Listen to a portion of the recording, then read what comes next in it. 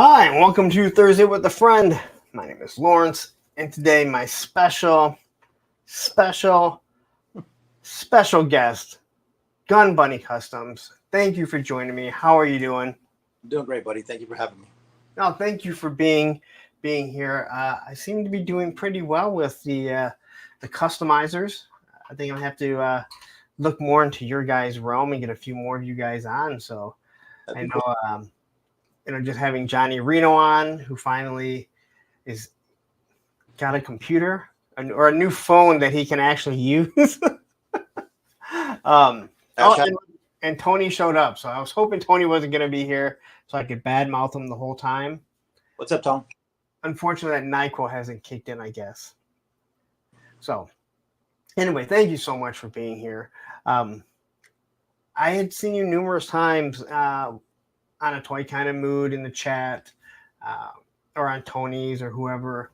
And then when you jumped over here, you were just very gracious, jumping in, sending me messages, always being active in the chat, which is great. I mean, that's, I say without that chat, my Monday show is absolutely nothing. So It is a good show, man, and it is a good chat. You usually have a pretty good lineup in the gallery there, chatting away. So it's definitely enjoyable.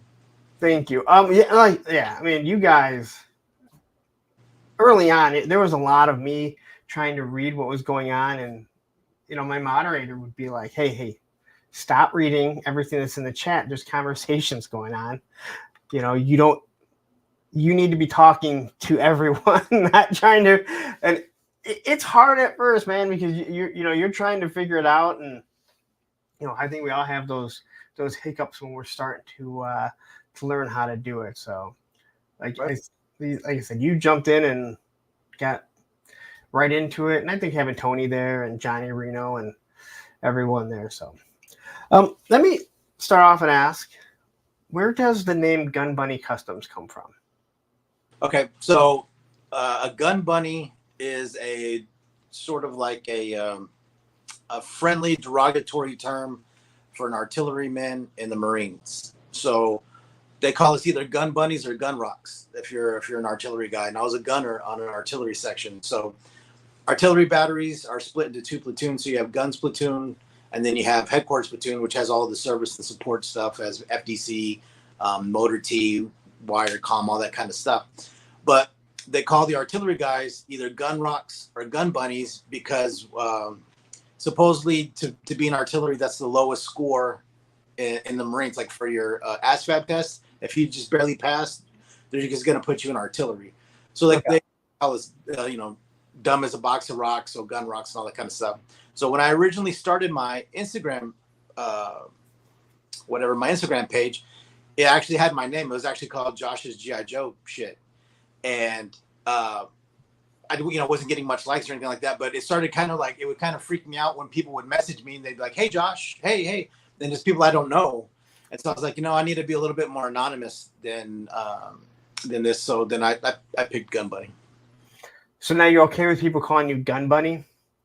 Yeah. Is it kind of weird? Like people refer to me as punk. No one's ever referred to me as punk, even though I'm a punk rocker and everything.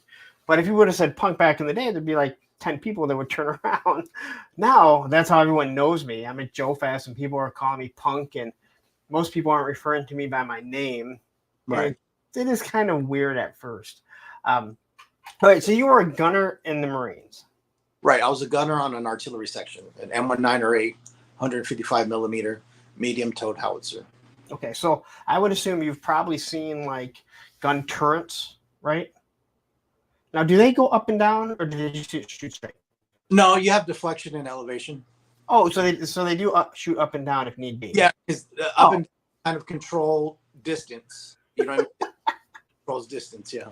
I know, but there's just some people that are upset that there's a vehicle that the gun doesn't go up and down, and that we just shouldn't care. And I just wanted to make sure, because there have been other people that have tried gaslighting, saying that, hey, this person's obviously never been in a gun turret, and that guy kind of said, bullshit, here's a picture of me in one.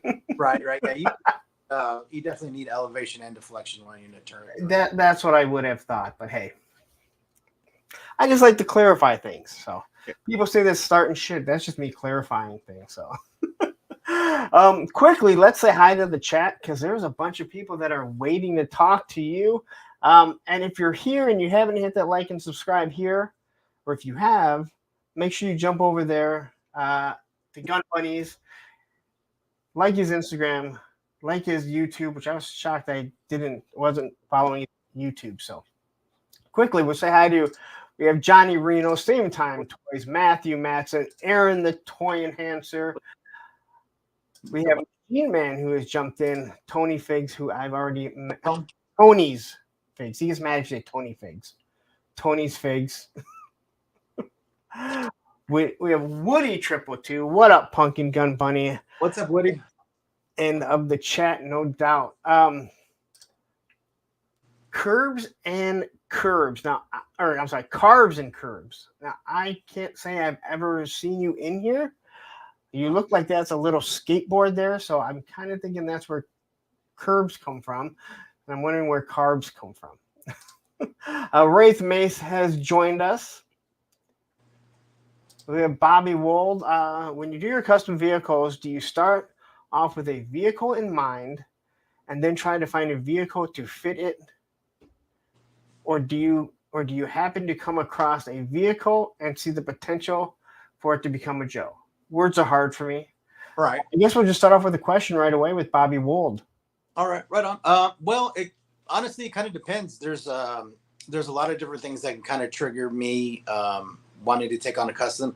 It could be coming across a vehicle, like finding those Lightyear ships at Ollie's, or it could be that there's something specifically that I want to do, and then I'll have to kind of find something that'll work. Or it could just be I come across a paint set and there's a shade of a certain color in there, and I like that color, and I'm like, dude, that would look great on a whatever. And so just from seeing that particular color, it'll trigger a whole after effect of having to make that custom into fruition, go through all the steps of creating it. Okay, so there's our first one. We'll talk about your customs as we get down for sure, as we go more into your life and everything. We have Evo Dookie. What's up, gents? The shit is here. Action Figs, one of my moderators, Ed. And then we have Stanley Eberhardt jumping in. A lot happening tonight. GBX and Punk. Thursday Night Football and Big Brother Eviction. Shout out. Man. Good dude. If you would have had on your bingo card Big Brother, then you probably won, because no way did I think Big Brother was coming up on this show. At least not talking about the TV show. Monday or Thursday Night Football, maybe. I just went back to work today, so I feel like it's my Monday. So I got a show. It's basically Monday, but I don't have 2 days to work. So, and Black Genghis has joined. KJ, nice to see you here. All right, so do you mind me asking how old you are? I'm 46. 46. So you're a little bit younger than me. So we're all in the same age bracket and probably had the same childhood. Probably pretty similar, yeah. Yeah. Where are you from? I'm from San Antonio, Texas. San Antonio. That's where Shawn Michaels is from, the greatest wrestler of all time. That's right. He's from maybe about 3 exits down, right? I think on one of the shows in the chat you were saying that he's like 3 exits away from you. Yeah. Greatest wrestler of all time. My favorite wrestler. Where the hell is Ken at right now? He must be trying to say Bret Hart is better. Hard to beat the Heartbreak Kid. Hell yeah, he was smaller.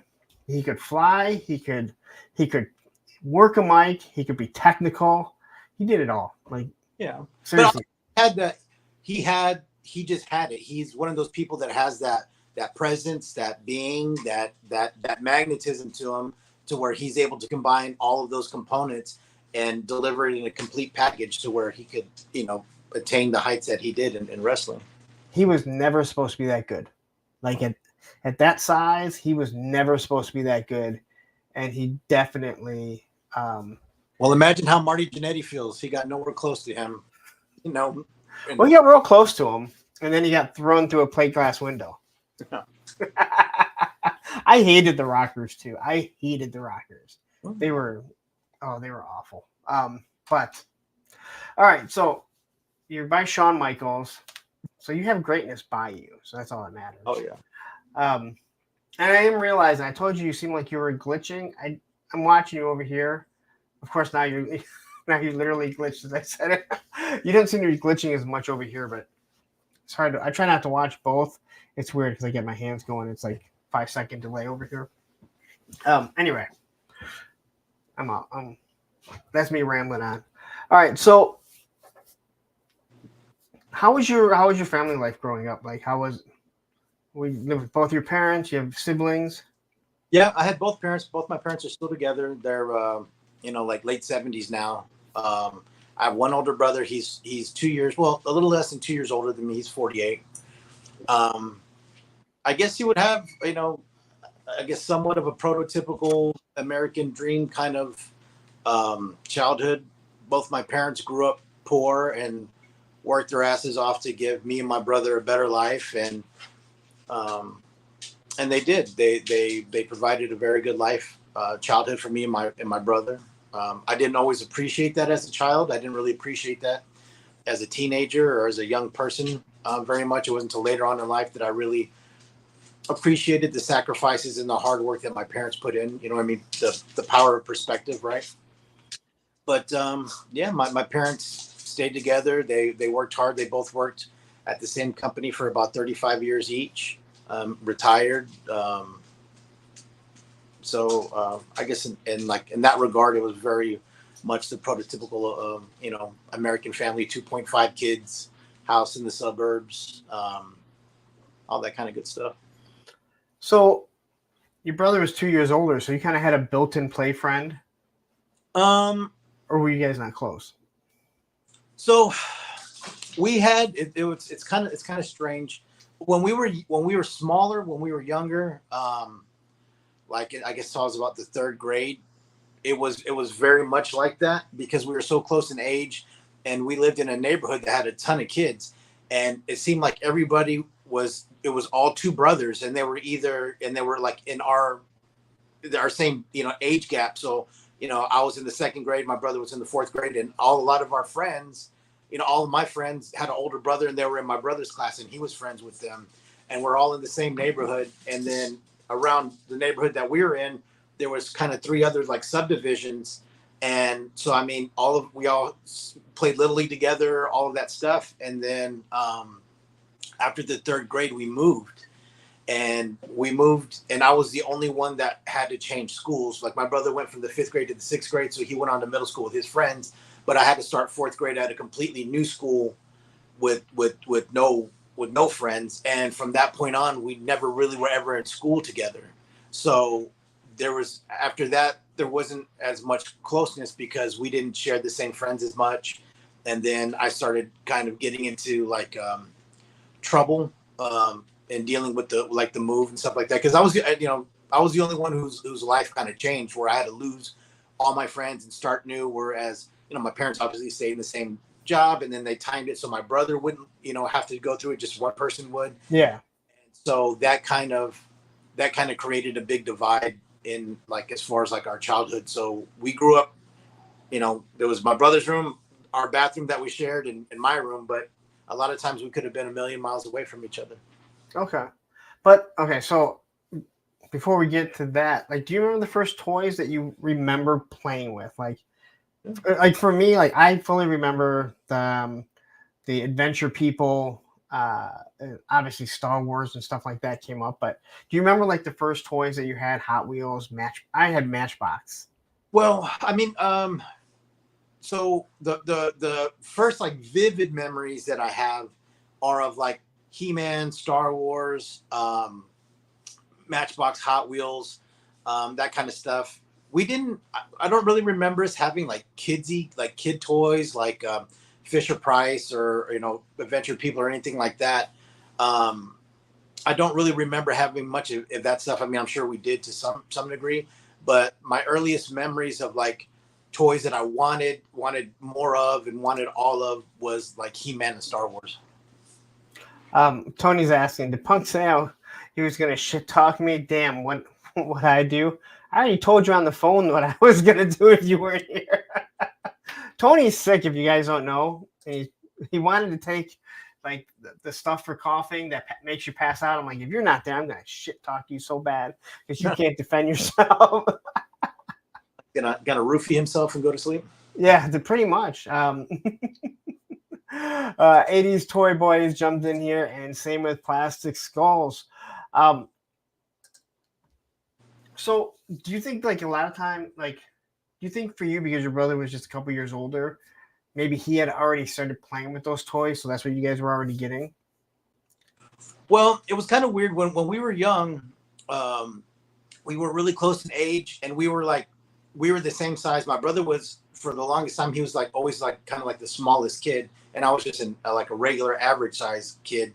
So we were like the same size, the same height. We looked the same, and so my parents just always kind of treated us the same. They didn't really differentiate due to our age, so they just bought us we each got one of whatever it was. You know what I'm saying? Like we got, whatever was in our Easter basket.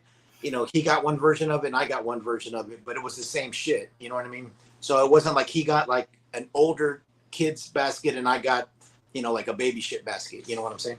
Okay. Yeah, I heard a lot of people say the same thing about when they had siblings so close. Like they pretty much got almost identical things just so there was no fighting.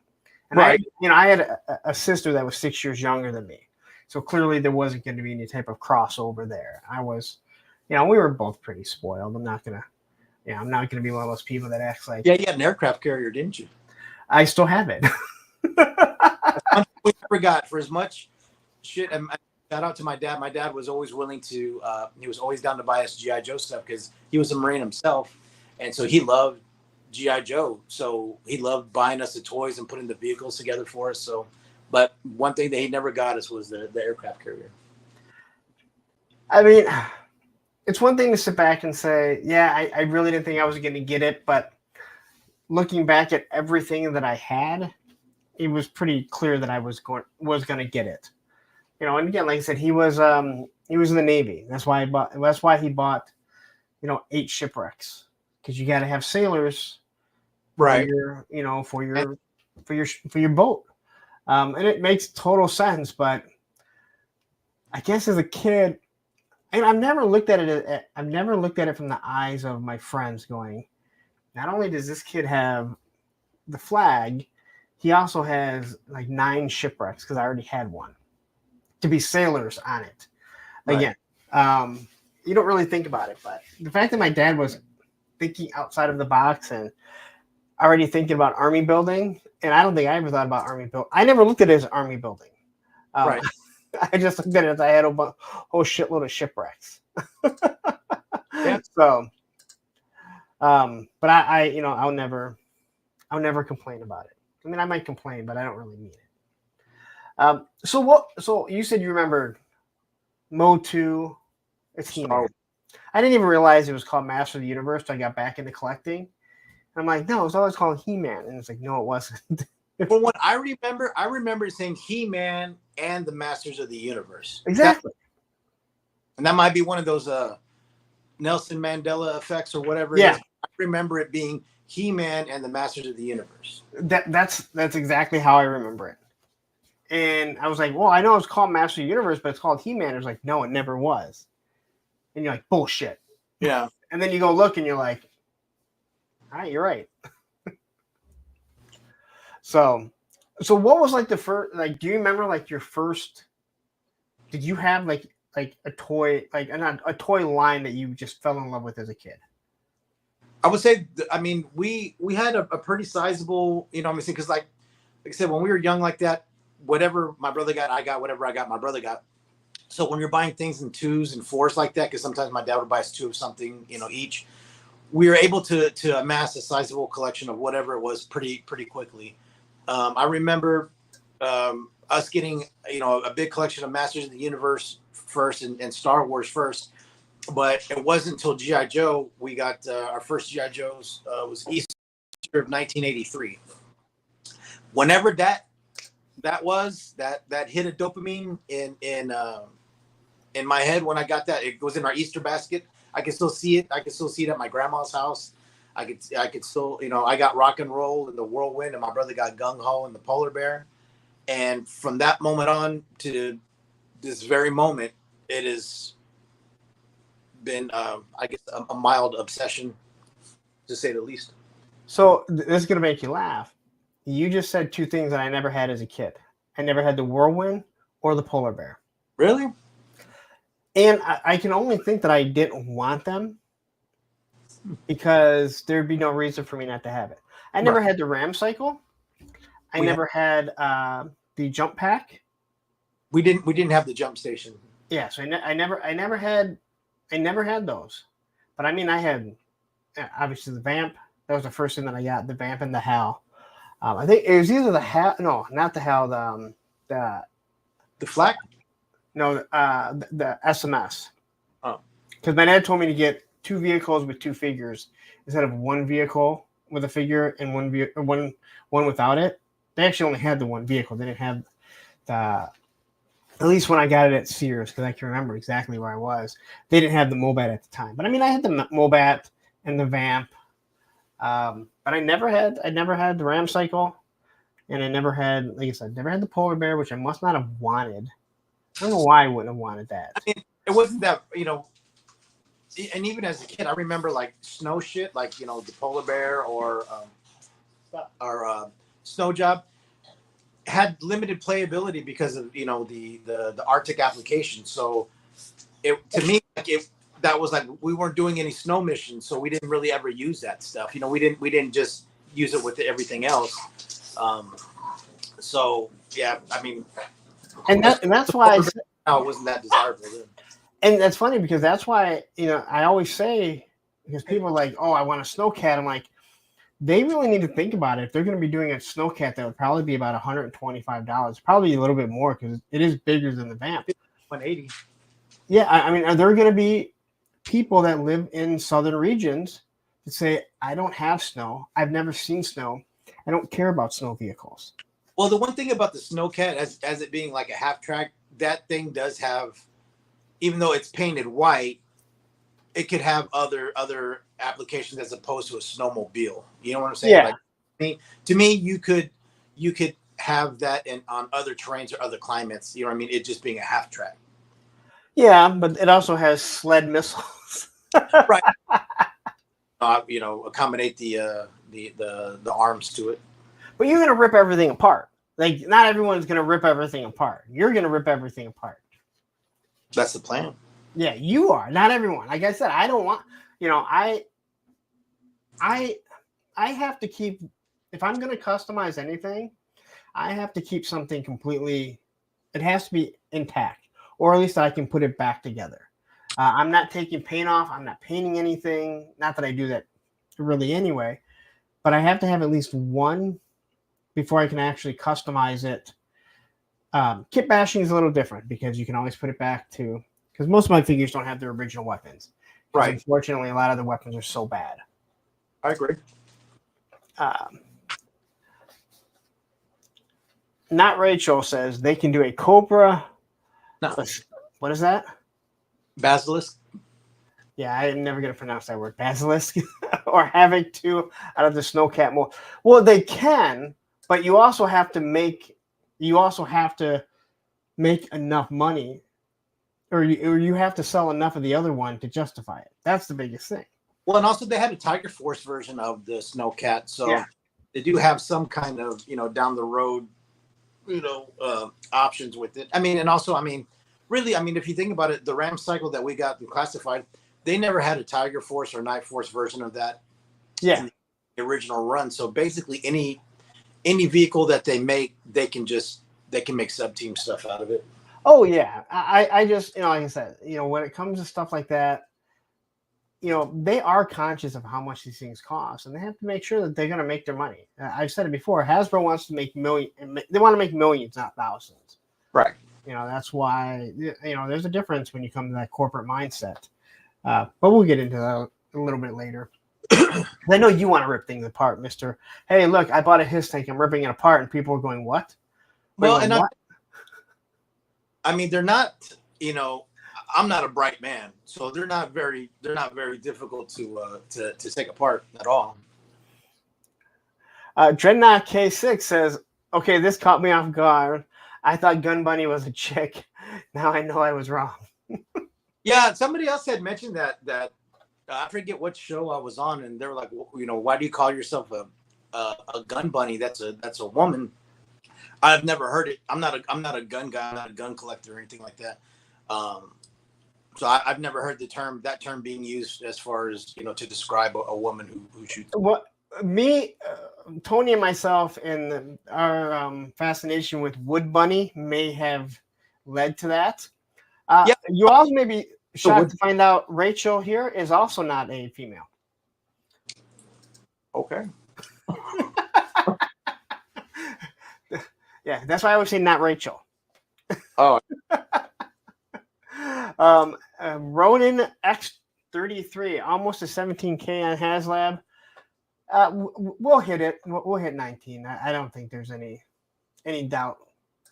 And I've never seen you here. Thank you for joining in. And we have Mython the Python also jumping in quickly here. Popping in real quick to say hi to the Gun Bunny. Love your custom work. What up, APWT and Roman? He's really going to say hi to Roman. He doesn't care about me. I'll catch the replay to hear GB's story. Peace. And I did not say hi to Christine right here, so I want to say that. Love the Cobra Snake. Would be awesome for classified. I'm surprised they haven't done that one yet. You know, I'm surprised, and this is something that I've been suggesting, and it's not like it's an original idea or anything like that. I don't know why they haven't done some line of Build-A-Figure, and the snake armor would be perfect. You know, one leg, one arm, and then the body pieces, you know, the attachments. I don't know why they, you know, mirrored that from the Marvel Legends. Well, the reason why the Marvel Legends do it is because there's so few accessories that if they throw that in there, that's to entice them. So then you can get a free figure, but you don't feel like you're getting ripped off. Of course, they're also forcing you to buy the whole wave. If I remember correctly, Emily said that is something they don't want to do. But I understand what you're saying. Like it's a good idea, but why? The one thing that they do with classified, though, is that they're always going to include a figure. So if you get a snake, you know, snake armor, you're probably going to get a snake armor trooper. Which I would not be mad at all. You know what I mean? No, but as a trooper, I'm perfectly fine with it.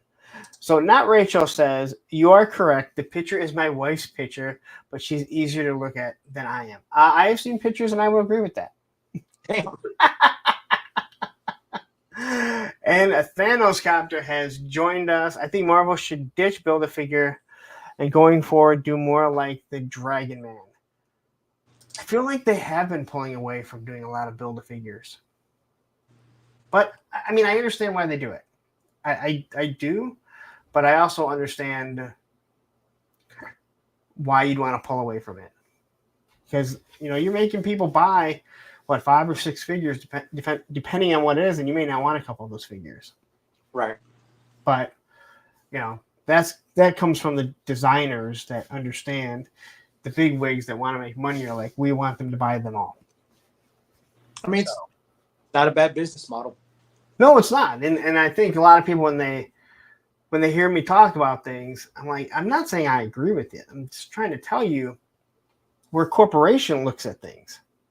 Right. And, you know, that's what they are. You know, Boss Fight Studios and, you know, Four Horsemen Studios. These guys are, you know, they're the smaller guys. They want to do for the people that are buying it because that's the only way they're going to survive. Big business, they don't care. No, it's a corporation. You know, right. They'll get in ways that they fail. Yeah, when I hear people say, you know, Hasbro doesn't care about you, I'm like, you're damn right they don't.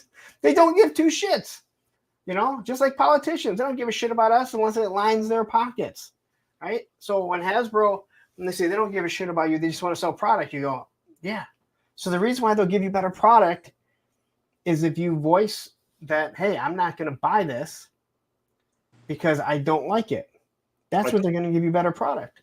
I mean, that's their job. Their job is to give us the least amount at the cheapest cost for the most amount of profit, while it's our job to get the most amount of shit from them was giving them the least amount of money. Exactly. And I don't know why people have such a hard time understanding that. Like they've never gone to a supermarket and looked and seen how the price of things are. That's just sort of how capitalism works. It's exactly how it is. But I guess that's supposed to be in anything that we collect. Right. GI Joes were under $3 when I bought them back in the 80s. Awesome, dude. Yeah. Good job. But back in the 80s. Gas back then, 27 cents or 83 cents or whatever it was. Exactly. A Dodge Ram you could buy for 10 grand. Good luck. Good luck buying a pickup truck now. Yeah. A full size. Anyway, I'm not going to get into that shit anymore. All right, so G.I. Joe was like your first love. What other lines did you play with and everything? Well, like I said, my father grew up extremely poor, so he didn't have any toys, so he sort of overindulged us in a lot of stuff. So whatever came out, whatever the cartoon was, you know what I mean, or whatever the commercial was, and we saw it, we generally got, if we didn't get all of it, we got the majority of it. So I mean, we had everything from, I'm looking at some of it here in my room, like Centurions, Silverhawks, Teenage Mutant Ninja Turtles, Cops and Crooks, Army Ants, Guts.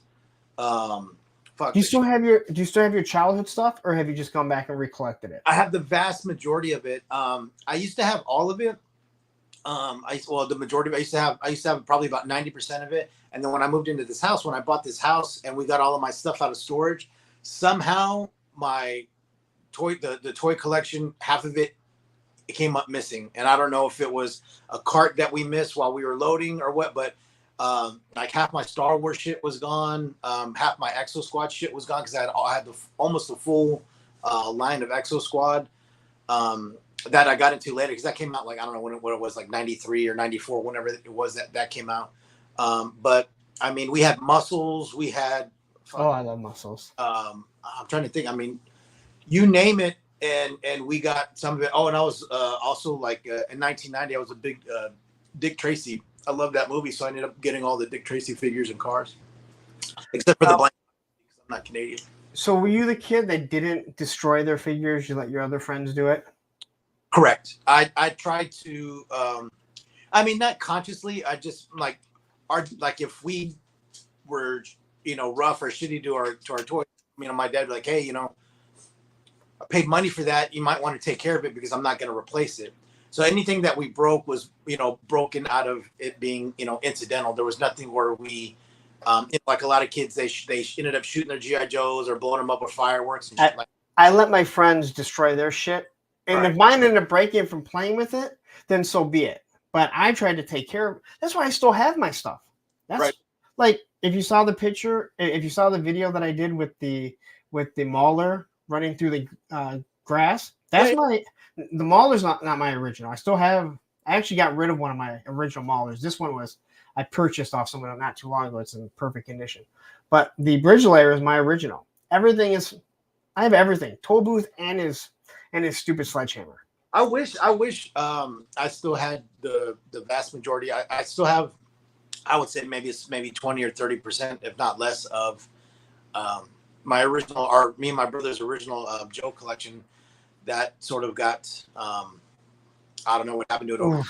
There was about a 10-year period where I wasn't home. And so, growing up and, and all that kind of stuff. So, but I did get some of the stuff that I had because my brother ended up buying my parents' house off of him, the house that we spent the majority of our childhood in, the house that we moved into after third grade.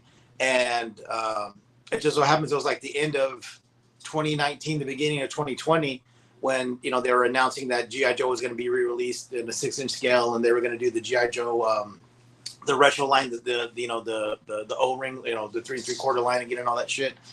My brother called me and he's like, hey, we went up to the attic to look for something because I found all these boxes of little toys. Do you want them? And so I said, yeah, fuck yeah, man, bring them whenever. So he brought them, and there was quite a bit of G.I. Joe stuff, like a Night Raven, a Rattler, Sky Striker, a Thunder Machine that was almost 100% complete. So I have my Thunder Machine and my Night Raven. Yeah, and a lot of it, they're missing, quite a bit of pieces. And then there was like boxes of like, random pieces, random stuff, random figures. And I put together everything that I kind of could, back into shape. And that's actually kind of what got me into wanting to get back into GI Joe at that time, because one day when my brother found all that stuff, it was when they were announcing it, and I was kind of hoping that my brother and his kids, because he's got two boys who are they're older now. One's like 22 and one's like 15, but they were like into Marvel Legends and stuff like that at the time, and so I was hoping, well, if these GI Joes come out, maybe it's something that me and my brother can get into again, and they get his kids into, his sons into, and they get my son into, and kind of be a family thing. But turns out I'm the only one that got obsessed with it. Quickly here. Here comes the money. Here we go. Money I love this Frostbite. Here comes the money. Frostbite GI Joe Repro with the $2 super chat. G'day, boys. Great to see you both. Great to see you here. Love Lenny, who has the second largest viewed Thursday with a Friend, right behind the Lenny that designs GI Joe for us. All right, so you clearly have all your stuff, and I think that's awesome, because I still have all my GI Joe stuff. And if you've been watching long enough, you've probably heard me say that before. I don't know what happened to all my other stuff, because I kept everything in pretty good shape, to be 100% honest. So I think that's awesome. Now, as you started getting older, did you always collect your toys, or collect toys? I'm sorry, we didn't collect as kids. I hate saying that. We played with them as kids. But you got in like middle school and usually going into high school, did you get out of collecting the toys and buying them and everything? Or did you continue to buy them? A lot of people they switch over to comic books because they can hide it easier. And if someone finds it, you say, hey, I'm just reading a comic. No, honestly, like I've never stopped collecting toys in one fashion or another, whether it was a particular line or what. But I never stopped. I never stopped collecting. I would just sort of go from one thing to the next. And then when I was like, I don't know, when I was about 15, I got into some trouble at school, and I got kicked out of school. And my dad used to really be into like model cars and stuff like that. And so when I was 15, we went to Kmart for something. That's how long ago it was a Kmart. And I was walking through the toy aisle, and at the end of the toy aisle, they had the model section, and they had it was an old AMT set that they used to do when it was like 3 model kits, and then and then it would have like a set of like the cheap paint and paint brushes and shit in there, and it had a 64 Impala, and this is like 93, so like lowriders, gangster rap, all of that shit is huge, and it's like super huge here in San Antonio. And I wanted that 64 Impala, and my dad was like, do you want that? And he's like, I'll buy it for you if you promise me you'll build it. And so I said, yeah. And he's like, I'll get you a couple of paints. He's like, and I'll show you how to spray paint it and all that kind of stuff. And then so me and him got into collecting and building models extremely heavily after that, and ended up having a collection of like 300 or 400 models that, some really rare out of print models and stuff like that. So every step of the way, except for, a couple of, I guess chapters in my life, I've always been collecting something heavily, even if it was like, there's a time where I was recollecting all the old Kenner, original Kenner Star Wars shit. And then Power of the Force came out, and I was into collecting Power of the Force. So, and you know what I mean? So there's always been something that I've been collecting.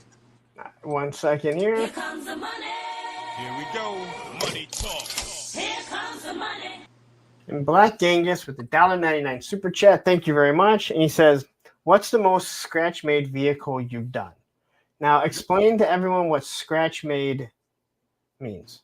Okay, so scratch-made or scratch-built would be something that you have created something out of nothing. You've taken styrene, wood, whatever it is, and then you've created a vehicle. For me, that would be the APC that I did. The only part of that I didn't scratch build was the lower portion with the tracks, which came off of an HM Armed Forces pursuit tank, which is a defunct UK base. It was a 10-inch line, military line toy, and so I took one of those apart and I used that. But everything above that, the whole rest of the vehicle was all completely scratch built out of evergreen styrene. Oh wow! Well, see, we all learned something. Yeah. And this is what the Terradrome is for. They're going to teach people to do customize and work on different things, and I'm assuming you're like Tony and KJ. You're not gonna gatekeep anything when you guys do your customizing. Well, yeah, yes and no, and let me tell you why. There are always going to be certain. A magician is never going to give up all of his tricks. Yep, I understand. But the one thing, and this is because I get hit up by a lot of guys who are getting into customizing or have been in and you know are trying to try different things, and I will say this: the thing that that seems to be, I don't want to say avoided or lacking, or I don't want to put it in a negative connotation, but a lot of what people are missing is just the experience of doing it. You know what I mean? I can give you all the knowledge that I have in my head. Yep. You know what I'm saying? But unless you actually go through the process of practical application time and time again, you're not going to figure it out for yourself. I can't explain it into a project for you. Are you going to keep people? Are you going to be one of those people that won't tell people that, hey, this Windsor Newton will take off? That's no. the type of stuff that I think drives people nuts. I'm with you. Like when you have your little secrets, and I don't mean secrets, but when you have your way of doing things, it's like, hey, if you want to know, you can reach to me. You know, you can reach out to me. You don't have to tell everyone everything you do. I don't have to tell everyone what I have figured out works on YouTube. But when someone asks me, I'm going to be open and honest and say, hey, this is what worked for me. Right. You know? Yeah. But you're right. A magician, right? A magician is they don't give you all their secrets. Right. But it's little things that I think that people, you know, like it's someone that would hide that will use sticky tack to make sure the fucking head doesn't move around. It seems something it seems so obvious to other people, but a lot of people don't realize that. Right. So, now you mentioned about getting kicked out of school. Now, was that just for a short bit, or was that? No. Well, no, I got kicked out. God, I was like 15. That was like before my 16th birthday. I sold. So back then, I mean, I don't know about anybody else, but by the time I was 15, I would, you know, smoke the pots, right? And after during first period, I had gym with a bunch of other guys like me, like right, and so you had a choice. You could either play basketball in the gym or you could walk the track. And we would walk the track and we would smoke a joint. And there was a spot at the end of the far side of the track where you could go down and there's old soda cans and shit like that. And I mean, we're 15 and full of shit. So I mean, we'd make a pipe out of the soda can and all that stuff and smoke. Well, I had one joint left. And this is when joints were going for $2. And the guy that I smoked with, that guy that I thought was my friend, he goes, hey man, will you sell me that joint for $2? And so I sold it to him for $2 and I went to class. Well, he went directly into the bathroom inside of the building that was next to the coach's office and smoked and lit up the joint and immediately got caught. And he gave up me and my friend. So like 3 or 4 periods later, the what's up, Model Misfit? The head principal and the police came and all this stuff. So yeah, I ended up getting like expelled. I had to, you know, I got arrested. You know, my parents had to pick me up out of juvie, and then I had to go through all the court system with the courts and then with the school district and all that kind of stuff, and have my hearings. And I got expelled from the district, and then later on, the next following year, I got accepted to go to this night school that was like for kids who had gotten in trouble, or like pregnant broads, or kids that had to work, you know what I'm saying, during the day. So I ended up graduating that night school. It sounds like you remain. They seem like it sounds like you still had a good relationship with your parents, though. Well, I wouldn't say that. Me and my parents didn't really. After we made that move, and it really, you know, just because of the way the timing of it, I was the only one that got negatively affected from it. So they told us that we were going to move at the beginning of the school year, which like as a kid, it devastated me. I knew I was going to be losing all my friends. It wasn't going to happen to my brother. And so I just started acting up in school and I started getting in trouble. So I started being really bitter towards my parents. And then when they moved me to the new school, well, back then, like if you were bad in class or you were like a behavioral problem, you were in whatever. I was in the fourth grade with, they have multiple teachers, multiple fourth grade Yeah. classes, but there was always a class for the troubled kids, right? There was always a class for the kids who didn't do good in school or do good in class or listen. So from that point on, I was always put in those classes because I was always sort of like a disciplinary problem.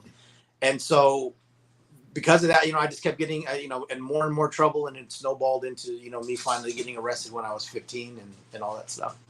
And so during that time, I was even though my parents were very generous, in a lot of ways, we had a lot of issues where me and my parents didn't really get along very well for a long period of time. Oh, wow. So you got kicked out of school, but you went to a night school. So you still end up going back to school. I'm gonna say, you joined the military, you had to at least, I think, have your GED, right?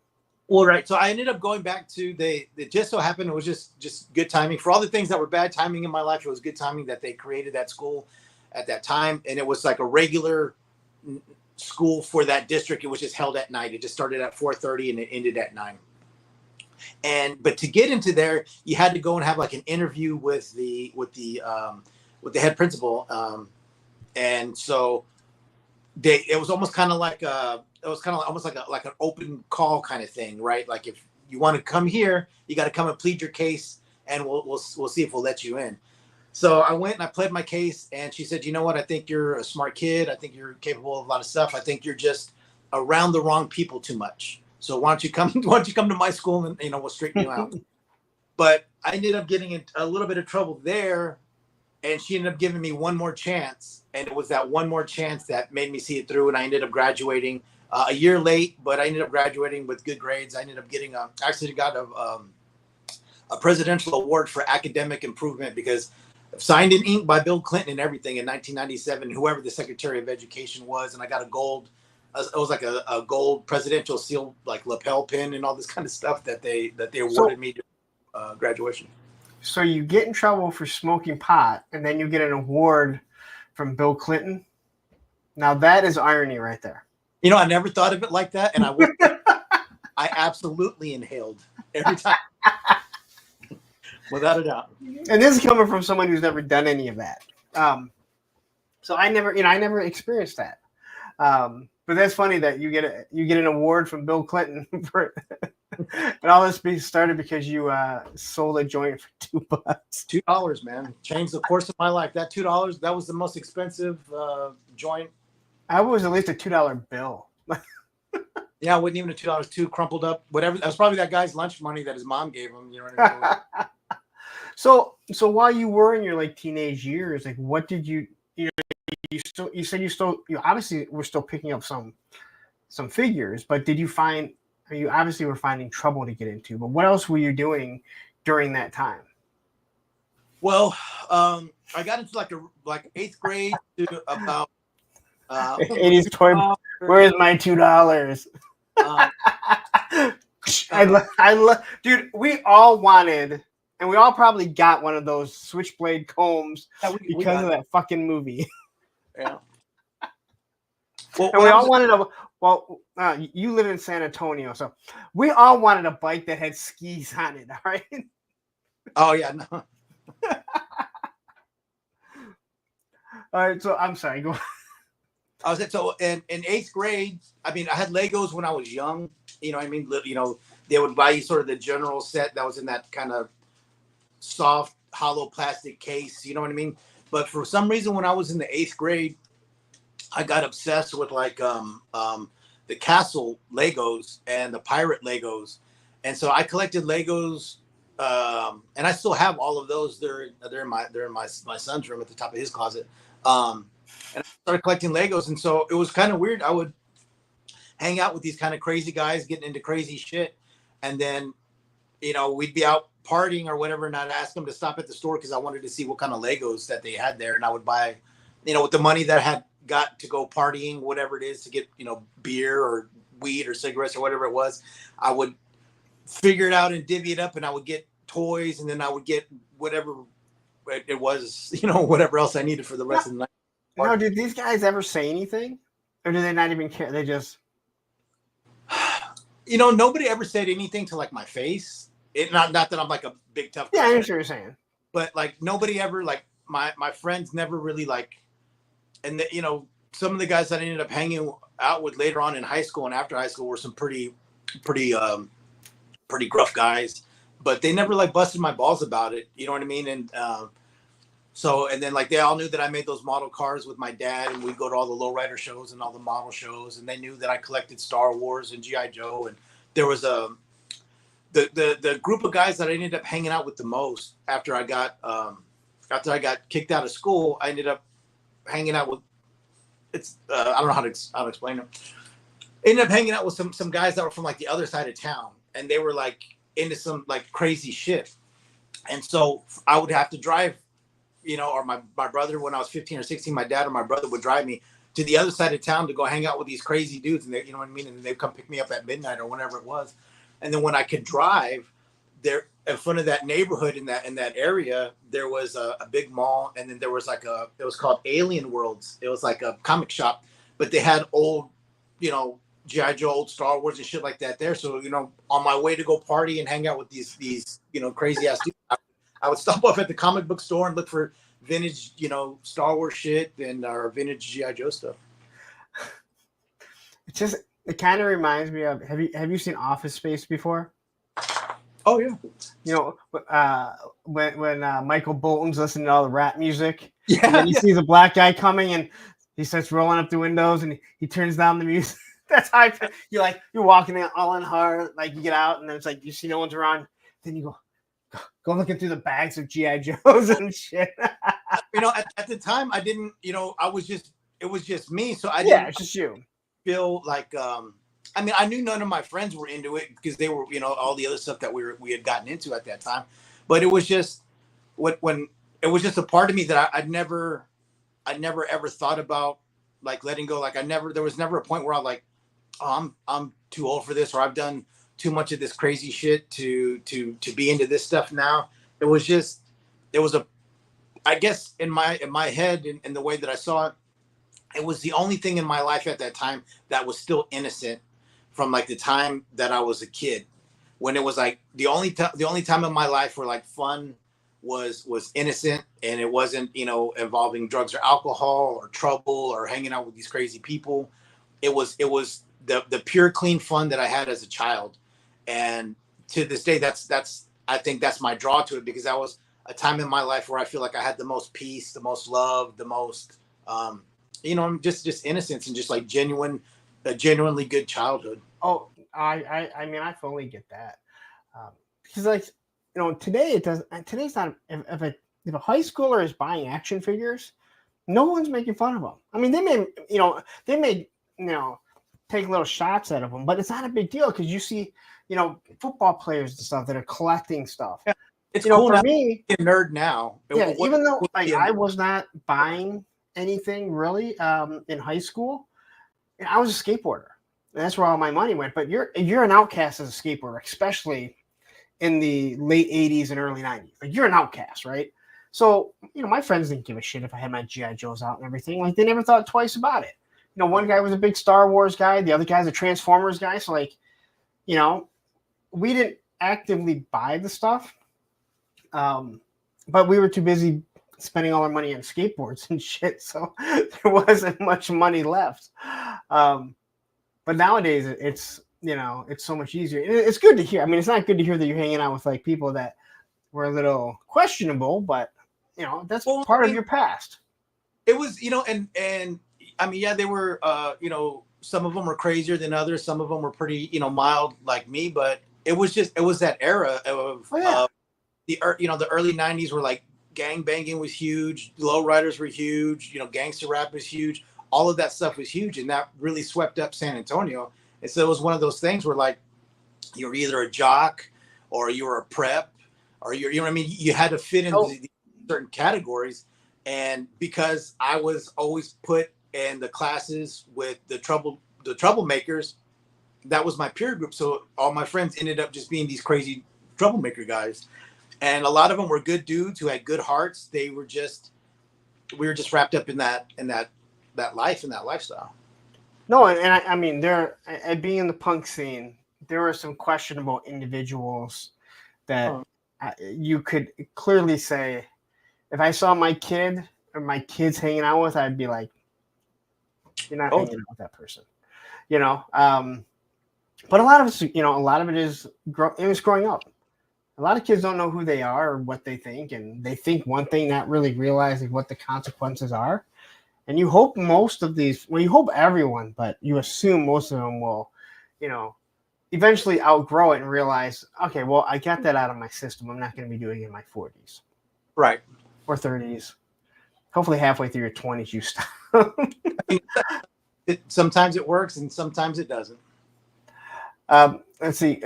Christine says almost all my friends collected something: baseball cards, skateboards, etc., so they could relate in some way. And yeah, and that's why I say I feel like a lot of people, they transition to comics because they're still collecting. They're easier to hide, but if somebody catches it, you're like, hey, I like reading about this. No one really thinks about it. Baseball cards. No kid ever got beat up for collecting baseball cards, right? Like you've never heard a kid get beat up. I still have my whole sports card collection in the garage. Yeah, like that's but once you say toys, the eyes, or skateboards for me, the eyes kind of roll, and how you're a little you're a little old for that. Well, I'm a little old to collect baseball cards too, or basketball cards, or whatever they are. But no one thinks twice about that. Just like no one thinks twice. If I told people, oh, I play basketball, or I go pick up hockey, no one says anything. But I say I ride a skateboard, and they go, ooh, don't you think you're a little too old for that? And it's like, dude, what do you think I'm doing? Like, do you think I'm grinding big fucking handrails? Hell no. I look at a 20-step handrail, I'm like, someone's gonna do that one day. It won't be me. I don't do shit like that. All right, so after you graduated, what were you doing after you graduated? So oh boy. Graduate, and while I'm doing that night school, they used to have what was called a dual credit program. Damn, baby. So if you took certain classes, you would get not only your high school credits to graduate, but you would also get college hours. So I started taking college courses in those 2 years at that night school, and and so then I started going to community college, and then I got a really good job, and Brian King. Oh man, I went all over. I ended up getting a really good job at a credit union here, and I became a loan and account officer really young, like when I was like 19, 20, and I started making really good money, but that also equated to a lot of money to party and get in trouble with. So I ended up losing that job because I showed up late 3 times in the 2 years that I was there. And so then I was like, I couldn't find another job of that caliber with that pay, you know what I mean? Which was now my sort of set rate, I guess you would say. So then I attempted to join the Marines. I failed the drug tests.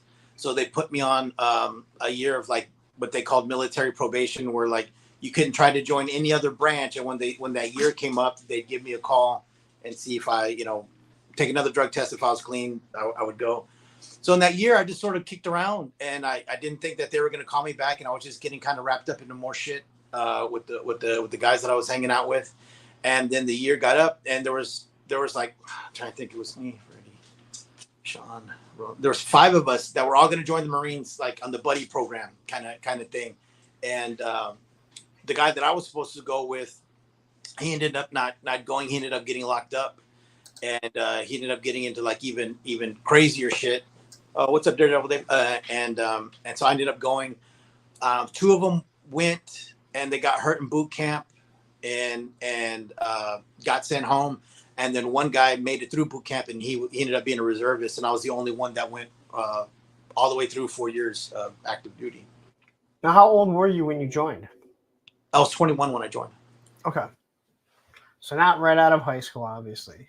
No, like I said, I stumbled onto that really good job, and I was taking. I actually was going to go to school to be an accountant. Like I really got into like the banking stuff, and back then at where I was at, you could take these things that were called ABA courses, which was the American Banking Association, and they would give you courses to that you get certified for like Roth IRAs or educational IRAs or different kind of like stuff like that. And they had a company inside of that company that was called FINIC, which was like the Financial investment network or some shit like that, corporation. And I wanted to go into that. I wanted to go work for them and get into like finance, investments, and stuff like that. But like I said, I went hard with the party and hanging out with those dudes, and so it ended up not working out. So you joined the Marines. You said you served 4 years, and for people that are just tuning in now, I know you talked about it at the beginning. So what did you do when you made the basic training and everything? What job were you given?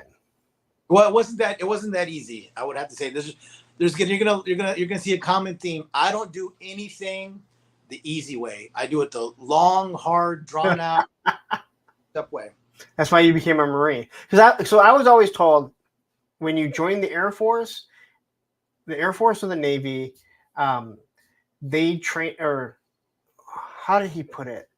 That they put you through everything and then they decide where you're going to go. And they're like, the Marines and the Army, I think he said, they give you a job and they train you to do it. Right. So it's a complete opposite between those two branches, where that's why one is looked at more. I guess people look at the Navy and the Air Force is more blue collar, more technical, more white collar. Well, I mean, when I joined, the way it was you took an ASVAB test, right? And based off of your score, you qualified for different jobs. So I scored high enough that I could have picked any job that I wanted. But my dad was a grunt, and I wanted to be a grunt like my father, because growing up, all we heard was these, his stories about him in the Marines and his guys that he was with, and them being in the Philippines, them doing the shit that they did. And my dad had the photo albums. He had the shooting trophies. My dad was an extremely stellar Marine, and I wanted to be like my dad. My dad was an artist, so I wanted to be an artist. My dad was a Marine. I wanted to be a Marine. And so when I went to sign up, I actually went to sign up to be a grunt like my dad.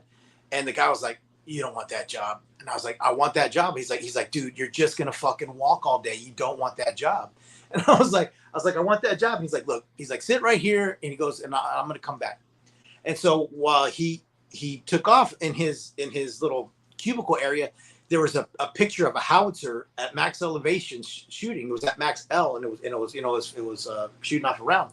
So I was like, "Man, that'd be cool to shoot that fucking cannon." And so he came back, and I was like, how do I was like, "What about this, this giant cannon? How do, what's that like?" He goes, "Artillery?" He goes, "That's what I am." He goes, "Do you want to be a grunt?" He goes, that's really the next best thing. He's like, "Because you have to do everything a grunt does." He goes, "And then you got to shoot that big cannon." He's like, "You want to do that?" So I was like, "Fuck yeah, I want to do that." So I actually signed up for what is considered one of the actual worst jobs in the Marines. And I ended up really liking it. I really loved that job. And I really loved the guys that were, the vast majority of the guys that were there. So that's how I ended up being in artillery. So I was a gunner on, you have to work your way up on the gun line. You start out like humping ammo or humping powder. And then, and then you work your way up to from a gunner to gunner, number one man, and all that kind of stuff. And so I worked my way up to gunner, which is like right before you get into like being like a section chief, which would be, like a squad leader kind of shit. It's funny. Like you said that, your dad was a Marine and he was a grunt. So that's what you want to do. I remember my dad would never use a straw when he would drink pop at a restaurant. So I never wanted to use a straw, and to this day I don't.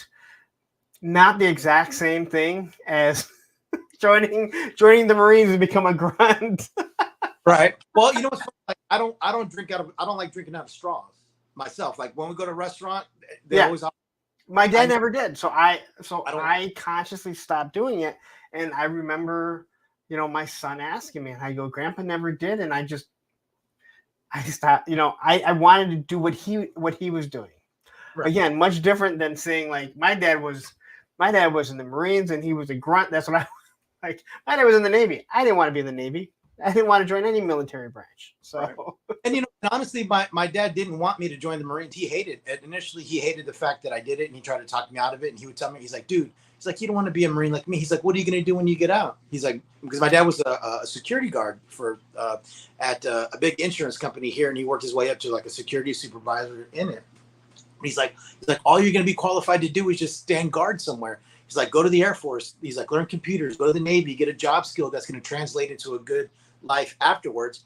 But I was like, well, where are all the fun stories in that? Where are all the cool war stories and, partying stories and drinking stories of, being some computer guy in the Air Force? There's no coolness to that.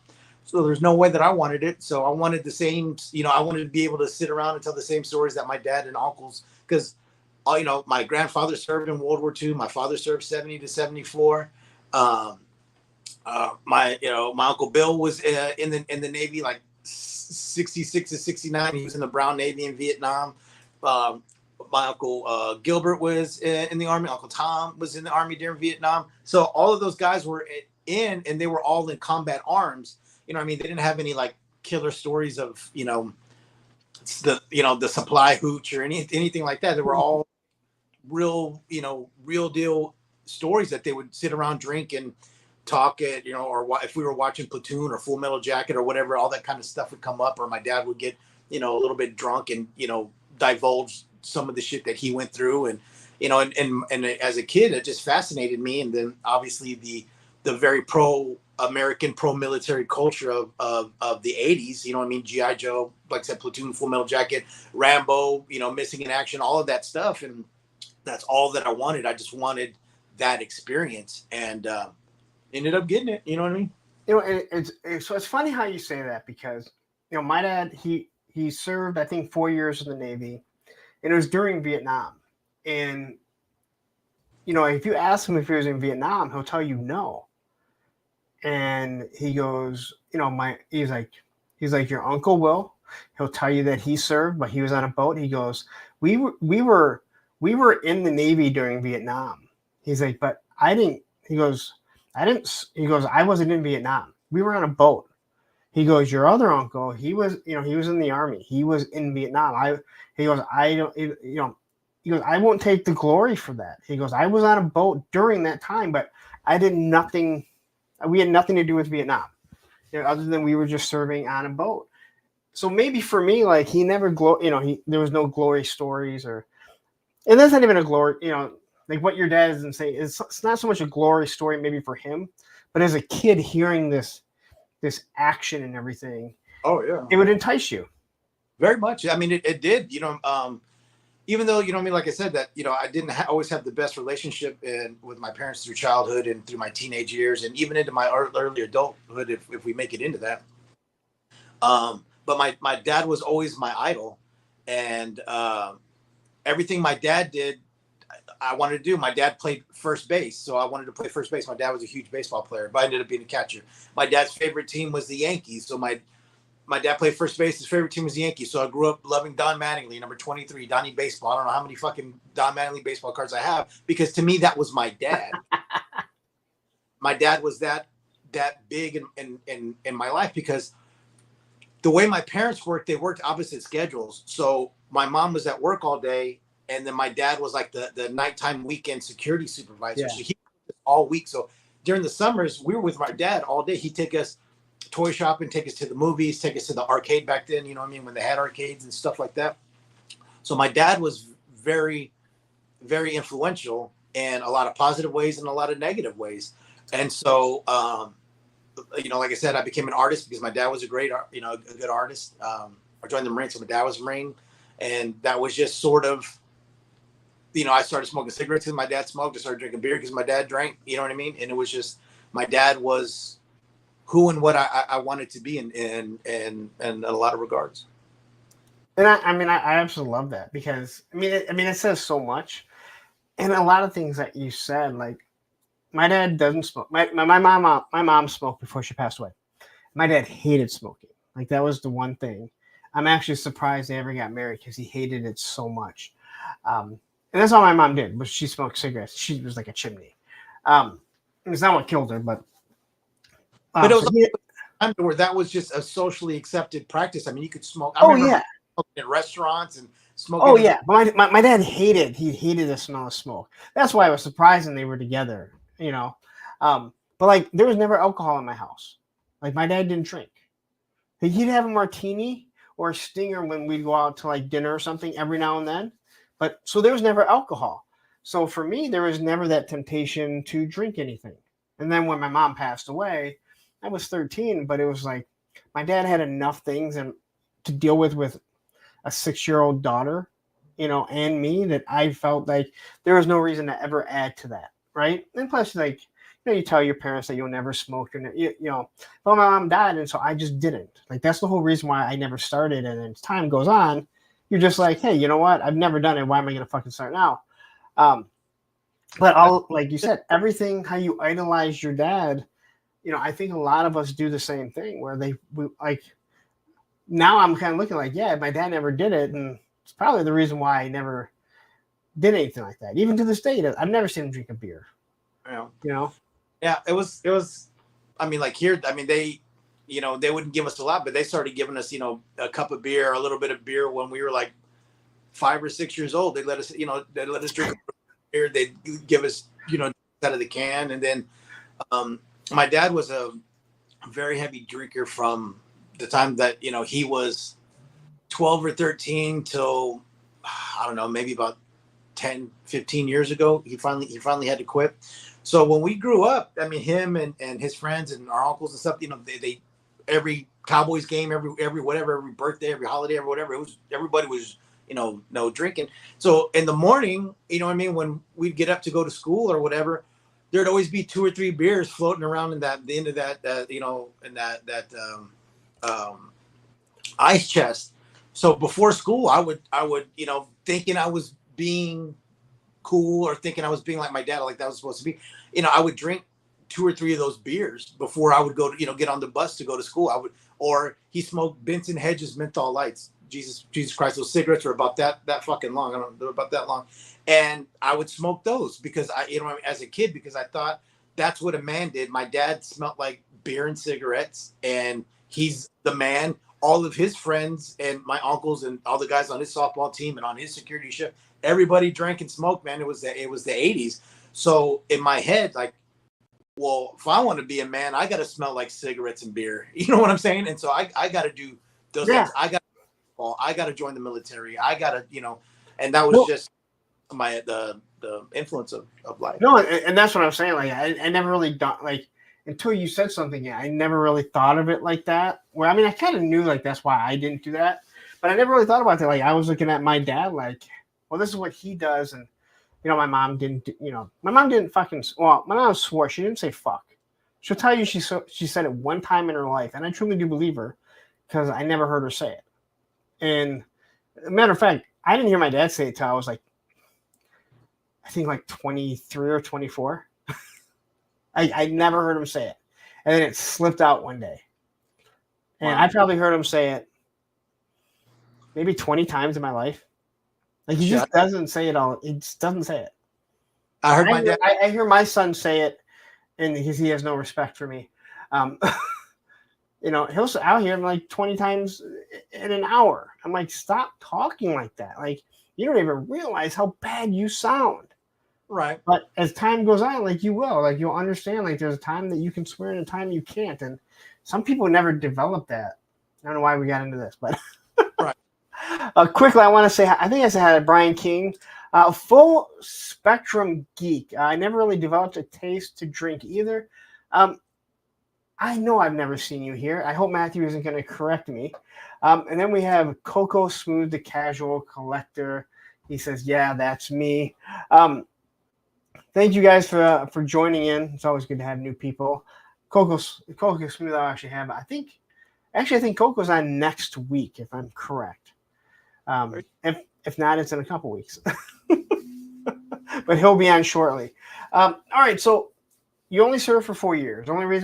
Is there a reason why you only went for 4 years, or? Yeah. So my intention was to make it a career. My intention was to reenlist. I had submitted my reenlistment package to go to Intel school, and I got accepted to that. And then it just so happens at the end of my 4 years. So I went on 2 deployments in those 4 years. I was already forward deployed to Okinawa with the 31st MUSOC when the towers got hit. I was already deployed, and so we went on that first during Freedom in 2001. We came back to Camp Pendleton, and I got fapped out for about, I guess it was about 10 or 11 months. and then we got kicked out to the original Iraqi freedom. I was in the original invasion. So, Okay. so then at the end of that year, at the end of 2003 was at the time when I started processing out, and I fell into a really small gap of people who didn't get caught in the stop loss. And so we came back from Iraq and we're on the grinder and the families are there. And, my parents showed up and, I was telling them about reenlisting, and my mom asked me, she said, please don't reenlist. I'm begging you. I can't take staying up and watching the news to see if something happened to you or what's going on over there. Please just come home and try to make a life for yourself. So I talked to the career planner and he said, look, you got 6 months to sign your package. He goes, you can get out, you can EAS, and then you got up to 6 months to sign your package. You have to go back to the recruiting station and kind of fill out some extra paperwork, but all of your shit would still be good. I'd still be able to go to intel school. I'd still get my multiple of 5 bonus. I was still going to get my sergeant stripes, all that stuff. And so about 2 weeks, I got out in January of 2004. And about 2 weeks later, it was like the first week of February, and I was like, "What the fuck am I doing? Why am I out?" You know what I mean? I was like, I don't want to be out. I want to go back in. So I went back to the recruiting station that I went to, and they said, "You want to get back in? Well, that's real nice, Corporal Marquez, but they Department of the Navy changed their tattoo policy this month, and you no longer fit inside of the uniform regulations. So you're going to have to get this waiver from the area CO, and nobody here is going to help you with it." Right? Because if you go in as what they would call a retread back then, to somebody who served their 4 years, got all the way out and tried to get all the way back in, the recruiters don't get any kind of credit for you. They don't get any points like if you were like an original, like a new poolee, right? So none of them wanted to help me. So I went through every recruiting station, Marine recruiting station in San Antonio. And then finally I was like, you know what? Why don't I just join the Navy, and then I could do an inter-service transfer in the Navy. They used to have inter-service transfers back then with the Department of the Navy, where you go Marines to Navy or Navy to Marines, depending on, the situation. So I went to a Navy recruiter, and the guy was really cool. And he was like, man, I'd love to have you. He goes, we have the same issue because it's Department of the Navy that's holding you back with the waiver, with all the tattoos and stuff. And I didn't have anywhere near like what I have now. I had nothing on my hands and fingers. I wasn't covered the way that I am now. It was pretty minimal. He goes, but I know a guy in New Braunfels, which is a little bitty town outside of San Antonio. He goes, I know a guy in the recruiting station, the sergeant. He's like, he goes, why don't you go talk to him? And he goes, I think he'd help you out. So I drive over there and I talk to him, and it turns out that he was from 2-5, which was the unit that 211, which I was with, would get attached to. So we knew a bunch of the same people through boot camp, through training, through different training courses, through deployments and all that kind of stuff. He's like, you know what, man? He's like, I'm going to help you get back in. He's like, we're going to get this shit done. We're going to get the waiver. We're going to get you back. We need NCOs. He goes, but you got to come up here every day. You got to PT with me. You got to help me do the paperwork. You got to do all of this shit. He goes, and we're going to get you right.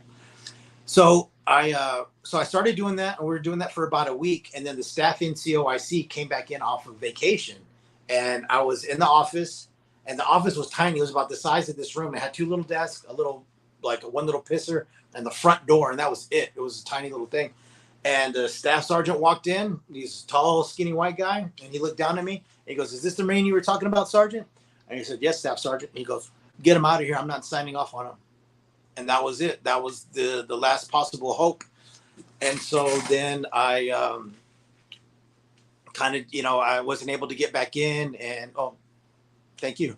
And Gonzo, and ended up, choosing the path that I did, and suffering the consequences for that, and then just kind of going on with life.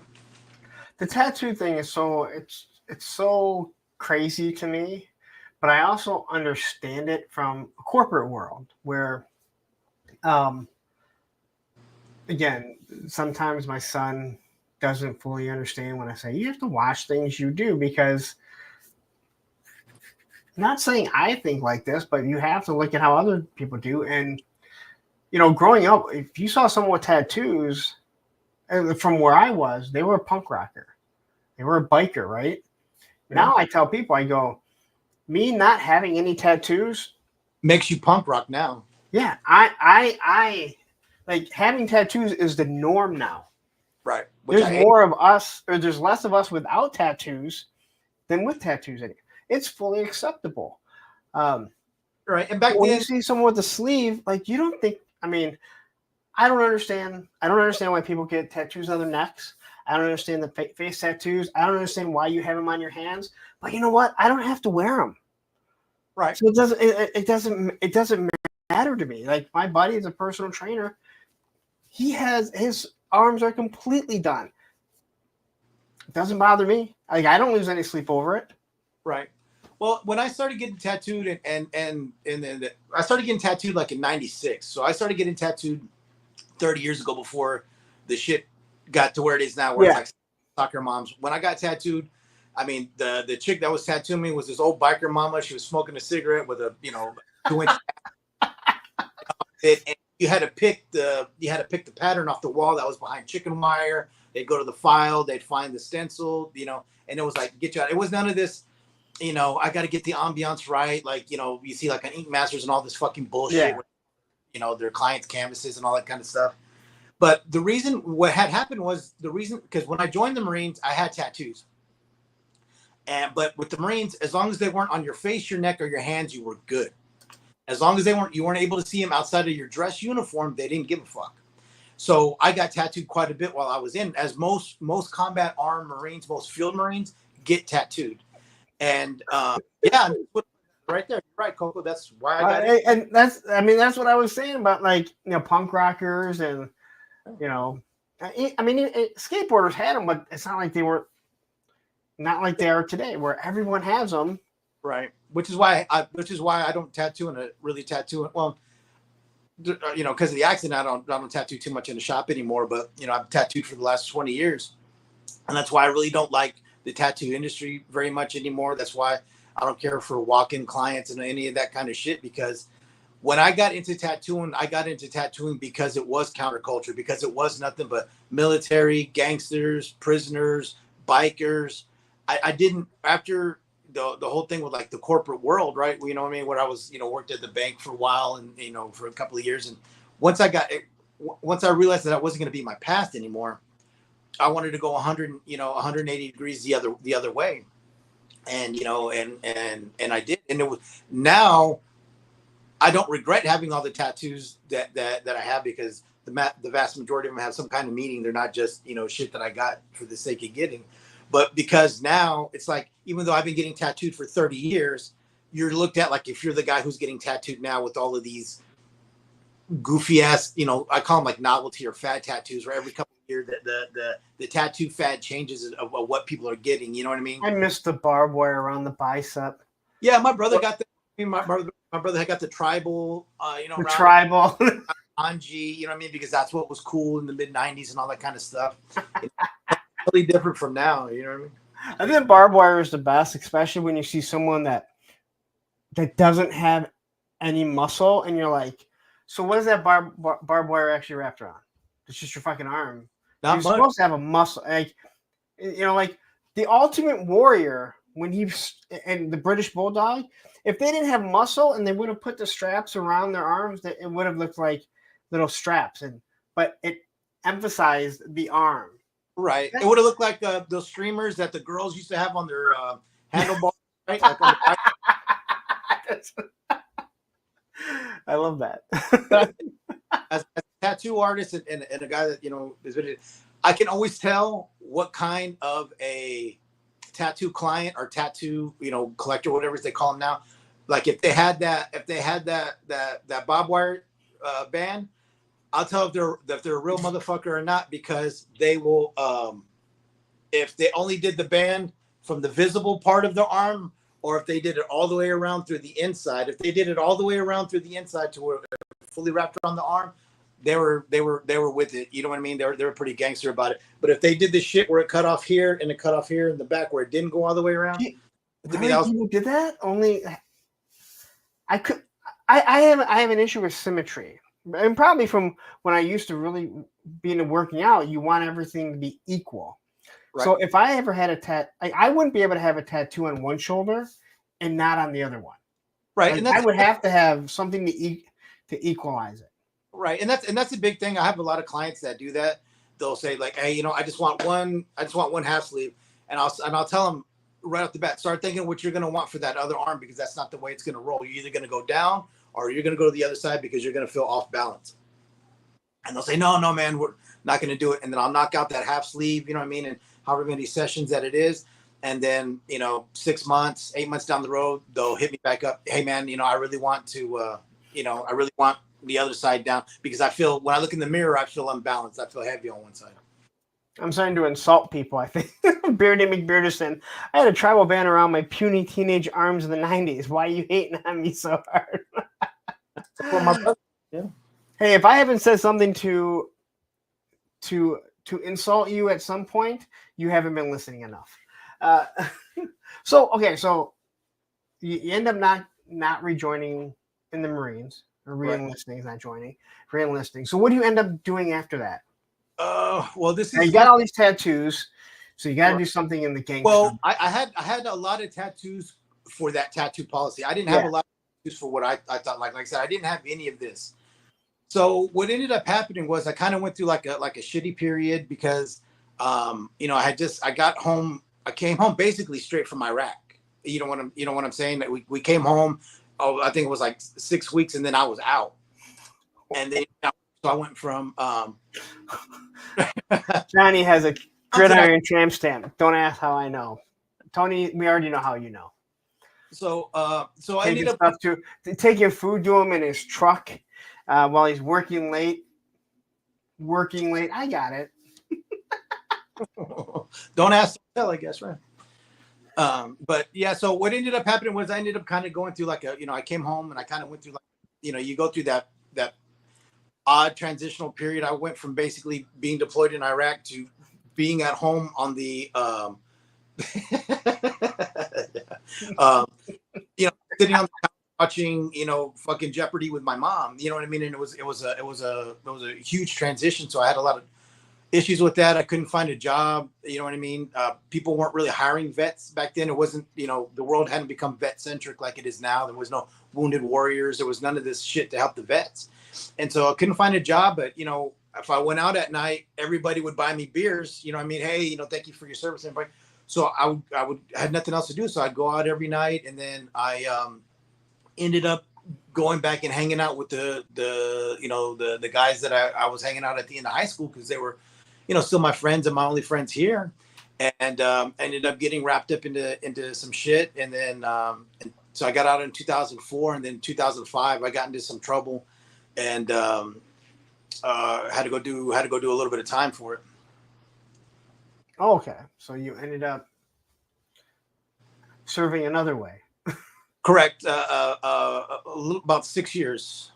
Oh wow. Okay, so let me ask you this: between that time of when you were in the military, you came home for a short bit, were you collecting, or was that all on the back burner? I know. I mean, I wasn't in a financial position to collect much. You know what I mean? Okay. Because work was sparse, and then I was kind of dealing with like I said, the transitional stuff, and then getting caught back up into going back out every night and drinking and partying every night, and getting involved with these guys, and then I started getting involved with always being at a bar, so I started playing in a bunch of like pool leagues and dart leagues, and then you get wrapped up into that, and then you realize the people that are in that bar life and that bar culture aren't really good people either. So you kind of keep going further down and deeper and deeper into stuff with these people, because they're the people that you're around all the time, and things just sort of normalize and become acceptable in your life. And so I just kind of, with the way that I was feeling, the sort of I was kind of angry that they didn't let me back in, over something so trivial, over something that wasn't a problem 2 weeks before, basically. And so I had a hard time digesting that. And then what happened was I was at home, and I don't know if you remember, it was called TNN, the Nashville Network. It was like the country music network, all that kind of shit. Well, they had a show on there. I forget what it was like. It was like a hot rod or old truck building show. Me and my dad are into old cars and shit like that. And they had this advertisement for something called HDSOC. It was High Desert Special Operations Center. And what it was a training ground in Nevada that accepted combat veterans and SWAT level police and up. you would go through like a 1 week or 2 week basic course, and then after that they would shop your folder around to different security contracting companies, like what was it, like Pinnacle, Blackwater, all of that security contracting shit. And so it was $5,000 to go to that school. You had to bring your own weapon, and you had to bring your stuff. You had like accommodations for you to stay there, and then whenever you got done, yeah, it might have been Hot Rod TV, Black Angus. Whenever you got done and you graduated, you got half your money back. And then whenever you got signed on, if you got picked up, your initial contract was a 1-year contract for $100,000 to go to one of these security companies, but you had to immediately go to a red zone. And so I needed the $5,000 to go to that school, and then I needed money to buy the weapon, and then the money that I needed to do that. So in me wanting to get that money, to make that money, I agreed to do some stuff, and that's what got me in trouble. And obviously I never made it back. Okay, so you said you went away for 6 years. I won't really get into. You kind of went into that. How old were you when you went in? When you got out? I was 27 when I went in, and I was 33 when I got out. Now I know someone's going to say you could have done the math and figured out. Right. Sometimes depending on where your birthday is or whatever, you know what I mean. Whatever the yeah. time, I mean, it could be off by. Okay, so you end up going away for 6 years. So 6 years of your life that's gone. We won't really go into, unless if you want to. I don't know if you. Really I'm not like I didn't do anything. I don't know how to explain it. To me, I didn't do anything that was that serious. I was involved with something that was very serious, but what I actually got busted for and stuff, basically the reason why I had to do time was because I wouldn't give up my friend, which was the person they were really looking for. I just happened to show up at the time that they were expecting him. And when I, even though they weren't really looking for me, they were looking for him, and I was involved with him, and I ended up showing up at that spot at that time. And it was like, well, if you showed up here, then you must know what's going on. So you're either going to help us out and you're going to cooperate with the original guy who got arrested, or you're going to get what you get. And so there was no way I was going to tell him that guy, because he was somebody that at that time I had a lot of love for. Him and his brothers. They really looked out for me when I was, a teenager and all the way up until that point. And they were, guys that I had been involved with some other crazy stuff, younger in my life. And I'm just not like that. I'm not the kind of person that's going to pass the buck and puss out and, point my finger at somebody in some courtroom. So I took it, but I took it not thinking it was going to end up the way it did. I thought they were going to, I had never been in that kind of trouble before. So I'm thinking, all right, I'm a first time offender. I just came home from Iraq. I'm an honorably discharged combat veteran. I didn't have any guns on me, any money on me, any drugs on me, anything like that. I wasn't in the middle of committing a crime. So what really could they do to me, right? I had no idea that there was a difference between state and federal law. I had no, you know what I mean? I was, as Tony from Legend series said, I was green as goose shit. You know what I mean? And so I went in there thinking that they were going to sort of be lenient on me, be like, hey, here's, 2 years probation, stay out of trouble, blah, blah, blah, blah, blah. But, it ended up obviously not going that way. And so, I ended up being the only one who actually ended up doing time because of what happened. Even the guy who actually got arrested with, the stuff, he never even did any time because he agreed to cooperate. Damn, I'll tell you right now, I ain't going to fucking prison for none of you assholes here. All right, I will fuck. What we were involved in and stuff like that, and just yeah. The way I grew up and just the way I grew up with those guys, snitching and being like that. That's just not the way. No, I fully get it, but I also come from a, What's up, Paul? also, in a. I've never done anything wrong. I mean, people are like, yeah, sure, you didn't give your dad a problem. Like, I didn't. Like, I rode my skateboard. Like, there was a reason why my dad let me go out till 2, 3, 4 o'clock in the morning. I was riding my fucking skateboard that late, and then we were going to a place called Meyer to fucking hang out and just eat 10-cent donuts and shit. So I've never been in that type of culture. Right. I've been in a in a culture, the whole, punk hardcore scene can be pretty rough, but I didn't, associate with those. I associated with them, but I Right. wasn't like they weren't. Most of them weren't my friends. You know what I'm saying? You have people Right. you associate with, and then you have people that are actually your boys, the guys you're gonna, that you are gonna go to, to the end of the world for. Right. So Yeah. I mean, went through some pretty crazy stuff in those years. You know what I mean? Not realizing, and it was kind of weird because the people that I hung out with and the shit that I got into was on the other side of town from where I lived. None of them lived anywhere near me. I had to drive 25 minutes to the other side of town to get into the shit that I was getting into. whenever someone says I have to drive 25 minutes, I'm like, that's like a short drive for me. But I understand, especially as a kid, it seems like it's a long. But I drive all day for a living, so when someone says I drive like Right. 25 minutes, I'm like, that's my drive to work. But I do fully understand, because I guess if I really look at as a kid, driving to work from where I live now to work, that would seem like so far away. Right. Yeah. So you get out, you're 33 years old. You've lost 6 years of your life. What do you do when you get out? Like, how do you even look at what am I going to do now? I mean, you graduated high school and you went to the Marines. Right. And that must have seemed like a long time ago by that point. Well, I mean, yes and no. Because everything happened so fast. You know what I mean? It was just one thing after another. So there wasn't like big periods in between of stuff. So while I was in, I was tattooing the whole time that I was in there, and I ended up falling in love with a woman that worked with my mom. Her mom and my mom were best friends at the church that they worked at, because after my mom retired, she went to go work for the church that she went to, and her best friend's daughter also worked there. And just out of nicety, she would write me. You know what I mean? Like, hey, keep your head up. God loves you, kind of stuff. Don't give up. All that kind of, inspirational stuff. And we ended up just corresponding, and then we ended up falling in love. And so then she sort of semi wrote out the rest of the time with me. And since I got out, and she had 3 daughters. And I got out, and I started working at a tattoo shop. I got accepted to go to the Art Institute here in San Antonio. So I was going to school full time, and I was working full time. I was working on my graphics design degree. And then we eventually opened up our own tattoo shop in downtown, right outside of downtown, and had that for a couple of years. And then our relationship fell apart.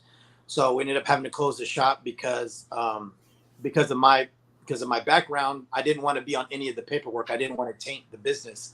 So all the paperwork was in her name, right? The lease, the insurance, all of that stuff. Because I also had no credit, because I was, gone for so long. And so we ended up splitting up. So, the shop ends up dissolving. And so then I go work for my buddy's shop. And then from there, I've just been tattooing from I work at a shop for 2 or 3 years, and then go to another shop, with some other friends, and then work there for 2 or 3 years and whatnot. So we didn't go over this, and actually I didn't even ask you backstage before. So your career is you are a tattoo artist. Right. So right now, because of the accident that I was in 2020, I don't work full time anymore. So I built a private studio. I built a private 500 square foot studio on the side of my house, and so that's where I take care of my clients. I mean, I've had clients that I've had for 10 plus years, and so that's normally who I do. But I don't tattoo. Like when I first started tattooing, you're working from 12, you're working from noon to 2 or 4 in the morning. You know what I mean? It was, they're crazy hours. And because of not only me having my son, but me getting in that motorcycle accident, I just physically can't work those hours anymore. So I had to situate things to be able to accommodate that. All right, so let's back up a little bit, because you met this woman. Did you get married? To which one? Oh, sorry. My son's mom, or the broad that I was with inside. Okay, all right. So the broad. So yeah, so the broad that you. All right, so the broad that you were talking to while you were Right. God damn it. I'm very rarely at a loss for words. So the broad that you were corresponding with while you were in the clink, Right. I'm just trying to sound hard right now. Oh, So the that's woman you were talking to while you were in prison, right. that's No, how we never married. We got engaged. Okay. I got her an engagement ring. We actually had the whole ceremony, set up. We had a park that we rented in a real nice area of downtown in San Antonio called King William. It has a little like triangular shaped park on the inside inside of it that has a nice gazebo. There's a place here called Sam's Burger Joint where all like the rockabilly and all that kind of stuff gets played. There are a lot of live music, so like Reverend Horton Heat and shit like that was always playing there. Okay. And I was a big rockabilly guy. You know what I'm saying? And so I had when I still had a full head of hair, I had a pompadour and, wore the plaid shirts with the Levi's with the big cuffs and, all that kind of shit. And then, so we were supposed to get married, had everything laid out. And then,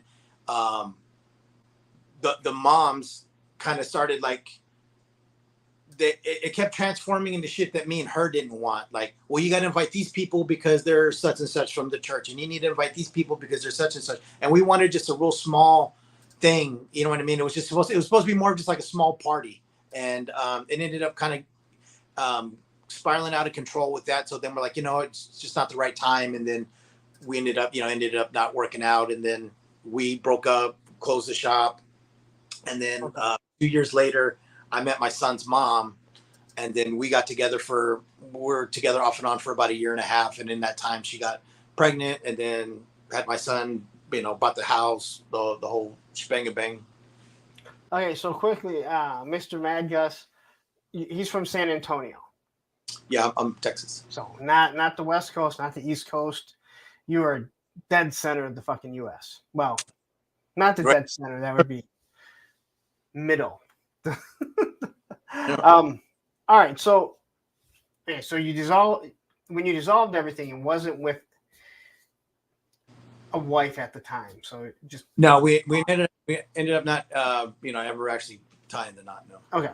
So then you meet my son's the mother mom of your child eventually. Now, are you collecting toys? Are you collecting anything now, or are you this whole time? Are you just working? Yeah, got back into so even while it's kind of crazy, but even while I was away, I was still collecting like art books, collecting tattoo magazines, collecting hot rod magazines, collecting rockabilly magazines. So you're basically always, and this kind of goes back to collecting. You're always collecting something. I'm always collecting something, yes. Okay. And when I got out and was real heavily into the tattoo stuff, I was collecting, old flash from like, big time names, like, originals from like Bob Roberts. I was collecting old out of print, like Ed Hardy books, prints, flash, anything, old tattoo machines, old tattoo power supplies, old tattoo equipment, anything that I could get, that I was just totally immersed in that. But what's crazy is that the majority of tattoo artists are toy collectors because they grow up, they're toy and comic book collectors, and that's a lot of what pushes them towards art is the card art from say like the Hector Garrido stuff from G.I. Joe, or the comic book covers. So the vast majority of tattoo artists collect toys to some degree. And so I was back into picking up little things here and there. I wasn't collecting anything in particular. Just if we went to like a retail store or a vintage store or a flea market or something like that, and I saw something cool, I would buy it. Okay. I had clients, and I was at a shop that I had my own personal room. Like we had private rooms, and so I put shelves that went all the way around the top of the ceiling. That was about, I don't know, like 16 inches down from the top. And I put toys up there. And so then a bunch of my clients, they would see that. Like, oh, it's cool that you collect that. I still have my whatever at the house. Do you want it? I'd be like, yeah, fuck yeah. And so they would come in and they would just come and they would just put toys on my shelf for me. They would just give me, whether it was Funko Pops that were, popular 15 years ago or whatever it was, or just toys that they had in their, from their childhood or whatever. They would just come in and they would tip me out with toys. That's awesome. Yeah. But once Yeah. people realize that you go on eBay and see how much it's worth, it's like, I'm not giving this shit away anymore. Yeah, and a lot of people they don't. It's kind of cool in a way that they don't really want to profit off the nostalgia of their childhood, and a lot, you know what I mean, they'd rather just give it to somebody who they know is going to appreciate it. A lot of them would say that I want to give it to you because I know you would appreciate it. You would actually take care of it and and keep it. You wouldn't just sell it or just throw it away. No, I've had people from high school and stuff, like in the past few years, that reach out and say like, "Hey, I found this G.I. Joe stuff in the basement. Do you want it?" And I'll be like, "What do you want for it?" Like, no, I just want to give it to someone who isn't going to just turn around and sell it. I don't want anything for it. All right, cool. Yeah. And I've gotten stuff that like I've never had before. Some of it's in great shape, others not in such great shape. But the fact that someone is just nice enough to say, "Hey, you know what? Hey, I thought of you because I know you collect this stuff, and I just want it to go to a good home. And even if you're going to get rid of it, you're going to get it. Make sure it goes to somebody that wants it. Like Right. a guy gave me a bunch of stuff, and I ended up getting rid of some of it, and it went to my buddy's kid because he really got into collecting like the O-ring GI Joes. He got a great deal on so much stuff. I was blown away. Aircraft carrier, all kinds of stuff, and it was, I was like, he said, "Oh, I really want this." I'm like, "This is yours. Like, you can take all this stuff," because it was given to me, and it's not stuff that I really wanted, but I knew it was something that, he was going to like and he was going to play with, even if I only played with it for like 2 or 3 years, and I know he kind of got out of playing with the toys, but my buddy's like, "I'm going to keep all this stuff," because the son is now all into like, well, he was into skateboarding then, but now he's like really into skating. But I'm like, you kind of like this because he's like, I kind of like it because I can kind of collect without saying I'm collecting. Like, Right. I know that one. It only goes so far, and then you just become a delinquent, and you're like us. All right, so you're kind of collecting during this whole time. Now you meet the woman that will eventually become the mother of your son. Correct. Okay. Now you said, how long did that last? We were together off and on for about 1.5 years. Okay, so obviously you got pregnant pretty quickly, which meant I would assume you were having premarital sex. Oh, I got that super sperm, Lawrence, and she took it all. So obviously your son came along pretty quickly. Right. Me and her got together. It was July of 2015, and then my son was born March of 2017. Okay. So are you collecting at this time? I mean, or are you just like full on like, I'm a dad, this is what I need to do? Or No, I mean, because he, well, once, I mean, I don't know how to explain. Well, yeah, I mean, I was always, collecting. I wasn't collecting the way that I'm collecting classified now. Yeah. I was collecting just whatever I saw that I thought was cool. And then obviously all of the like the tattoo stuff. And then once we found out that she was pregnant, it took a little bit to sink in, you know what I mean? And then I was like, fuck, man, I got to get my shit together, because before then, up until then, I didn't really give a fuck about me or my living situation. I didn't care where I lived. I didn't care. You know what I mean? I had no responsibilities. I had no wife. I had no kid. I had no mortgage. All I had was my car payment. And as long as I had a cool car and could afford the payment, I didn't give a shit. You know what I mean? I would, just going through life. And then, so I didn't care about my credit score. I didn't care about a savings account. I didn't care about, debt to income ratio and all that kind of stuff. And then I was like, well, fuck, man, I'm going to have this kid. I can't raise him at my parents' house. We can't stay in this, apartment where she has a roommate. You know what I'm saying? So I was like, I got to get my shit together and get a house. So I just started working my ass off, and I paid off all my debt and like raised my credit score, 200 and something points. Cause I was like I was like at a 480 or some shit like that. And I had to be at like close to 700 to qualify, you know what I mean? And all that. So I had to get through all that, and then I got us the house.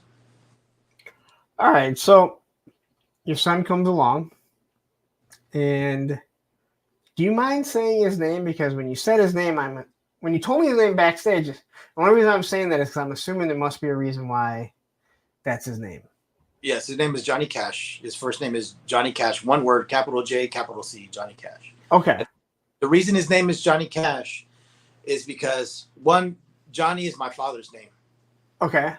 So in my family, my parents started a thing with my brother and then me that we all had what's up, TK Storm?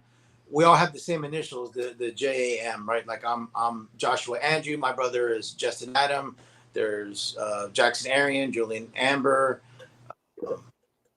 Jaden Andrew, Jonah Alexander, and then Johnny Cash Apollo Creed. And so so the Cash part of it is just Johnny. I love Johnny Cash. You know, I've always loved his music since I was, younger. My dad was always into, we're Mexican and we like old cars, so I always listen to oldies and all that kind of stuff. Just go through once you start hearing old shit and then just get deeper into the old shit. And so, I was always a huge fan of Johnny Cash and his perseverance in life and just being, a very patriotic American, being a man of God, doing all of these things where he went through adversity in his life and he overcame it and, it attained, legendary status. And so I was like, if I ever have a son, his name's going to be Johnny Cash, to honor my father and then to sort of put that, that cool name, you know what I mean? Give him a cool name. So his name is Johnny Cash, all one word. Yeah, Johnny Cash Apollo Creed. His middle name is Apollo Creed. Oh shit, dude. Okay, guys, I did not know that one. So his middle name is Apollo Creed. As one word. Yeah, capital A, capital C. Yeah. That's the first I've ever heard of that. Like, so my sister, like, I wanted to name my daughter Bonnie after my mother. And my ex was like, she's just not a Bonnie. It's an old class, and I understand. So that's her middle name. But my sister named her daughter Bonnie Lee. Now, my mom's name was Bonnie Lee. She made it one word. Right. And that's I guess you can, there's other people like, Sarah Beth, stuff like that where there's kind of two names. But I've never really, like, Johnny Cash, Apollo Creed. Wow. Yeah. So, okay, I guess we got Apollo Creed. Apollo Creed, is that what you're going to ask? Yeah. So his mother and I, our favorite movie, you know what I mean, is Rocky. And so we had to go through, I told her, once she got pregnant, like, look, this is what it is. This is how my family does it. This is going to be, so I want this. So his name was originally supposed to be Johnny Cash Adam because Adam is my brother's middle name. And so we were going to keep that going. And so she's like, well, I don't want to do this. She's like, I want to be, I want some say in it. So it took quite a bit to, it wasn't like she was like, oh yeah, Johnny Cash, that's great. Man, it took some fighting, you know what I'm saying, to make sure that I was able to keep that. And so since Rocky was her favorite film, one of my favorite films, we used to watch it all the time. I would buy her Rocky shit all the time, Rocky shirts and toys and, whatever the fuck. So it came down to figuring out what the A was going to be. And she was like, well, how about something from Rocky? And she's like, how about Adrian? And I said, well, I don't want to do Adrian because that's, I don't want to name him after a broad. You know what I mean? I want him to, I want, man. And so I was there and I was like, Johnny Cash, Apollo Creed. And she was like, She's like, yeah, not bad. You know what I'm saying? So then it ended up sticking. That is crazy. I love it though. I love the fact that there's like a reason. I didn't think I was going to get this in depth into your kid's name. All right. Again, you brought up Johnny Cash, and it's a very unique name. But then when you mentioned his middle name, I'm just like, holy shit! Wait a minute, we got to discuss this. All right, so Johnny Cash, Apollo Creed. All right, he comes along. God damn, it's a long name. We call him Cinco because he's the fifth one. My parents have two boys, right? My brother was Jam 1, I'm Jam 2. His sons are Jam 3 and Jam 4. So then my son is Jam 5, so we call him Cinco. Good Lord. All right. So he comes along. Obviously, you and his mother didn't last. Correct. Um, but you talked about in 2020 getting in a motorcycle accident. Right. Can we talk about that? Yeah, man. I was in Las Vegas. I was in front of Caesar's Palace, man, and I was about to get right over that 27th bus, and I didn't make it. No, I'm just kidding. I was leaving to go to a party, and there was like some gravel or loose rocks or something like that in the intersection, and I lost control of the bike and had the accident. So what happened from the accident? So initially, when I woke up, like when I came to, I just remember hearing a woman scream, and she's screaming, "What the fuck? What the fuck?" And I kept trying to stand up, and when I put pressure on my right leg, it felt like my ankle was dislocated, so I couldn't stand up. And so I sat back down, and the guy came out, and he's like, "Hey man," and he's like, "I've already called the cops. The ambulance is on the way. Just sit down and relax." And I remember thinking, I was like, "Fuck, man, I dislocated my ankle. I'm gonna be out of work for 6 weeks. You know what I mean? How am I gonna, recoup that money? How am I gonna explain all this shit, whatever?" So I called my son's mom, right? Even though we're not together at the time, we were on better terms. And I didn't want to call my parents because my mom has like dementia, and she was in the beginning stages of that. Oof. Want to call and like freak her out. Hey, I just got in a motorcycle accident, blah, blah, blah, blah, blah. So I wanted to call her and be like, because they were on good terms at the time too. And be like, hey, look, I was in an accident.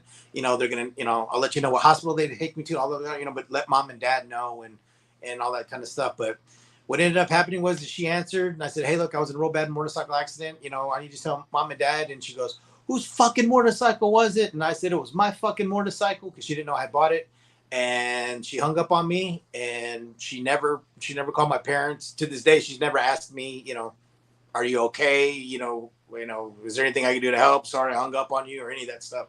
So then when I got to the hospital, I got a moment to call my parents and kind of let them know what was going on. So what happened?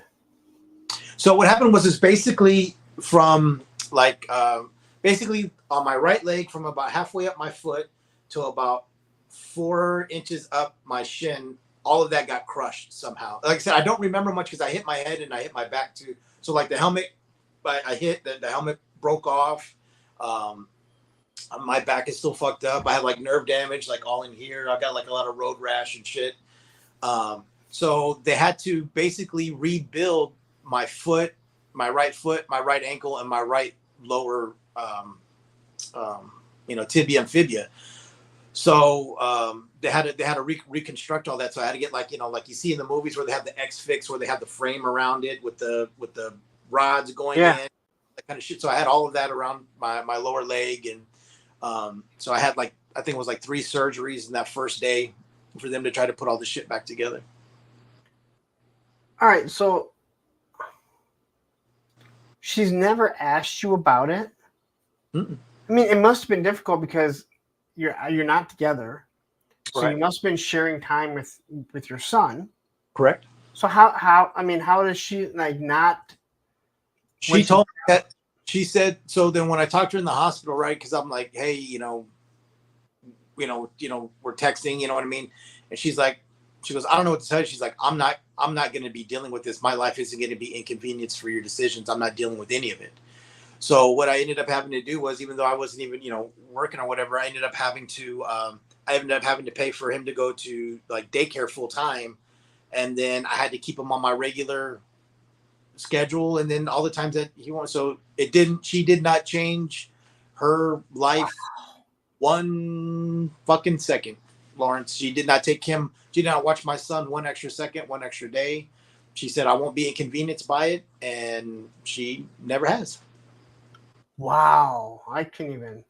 My ex and I are we're on good terms. We sometimes fight, but it's kind of I don't need to listen to you shit anymore. But we're on way better terms now than when towards the end of our relationship.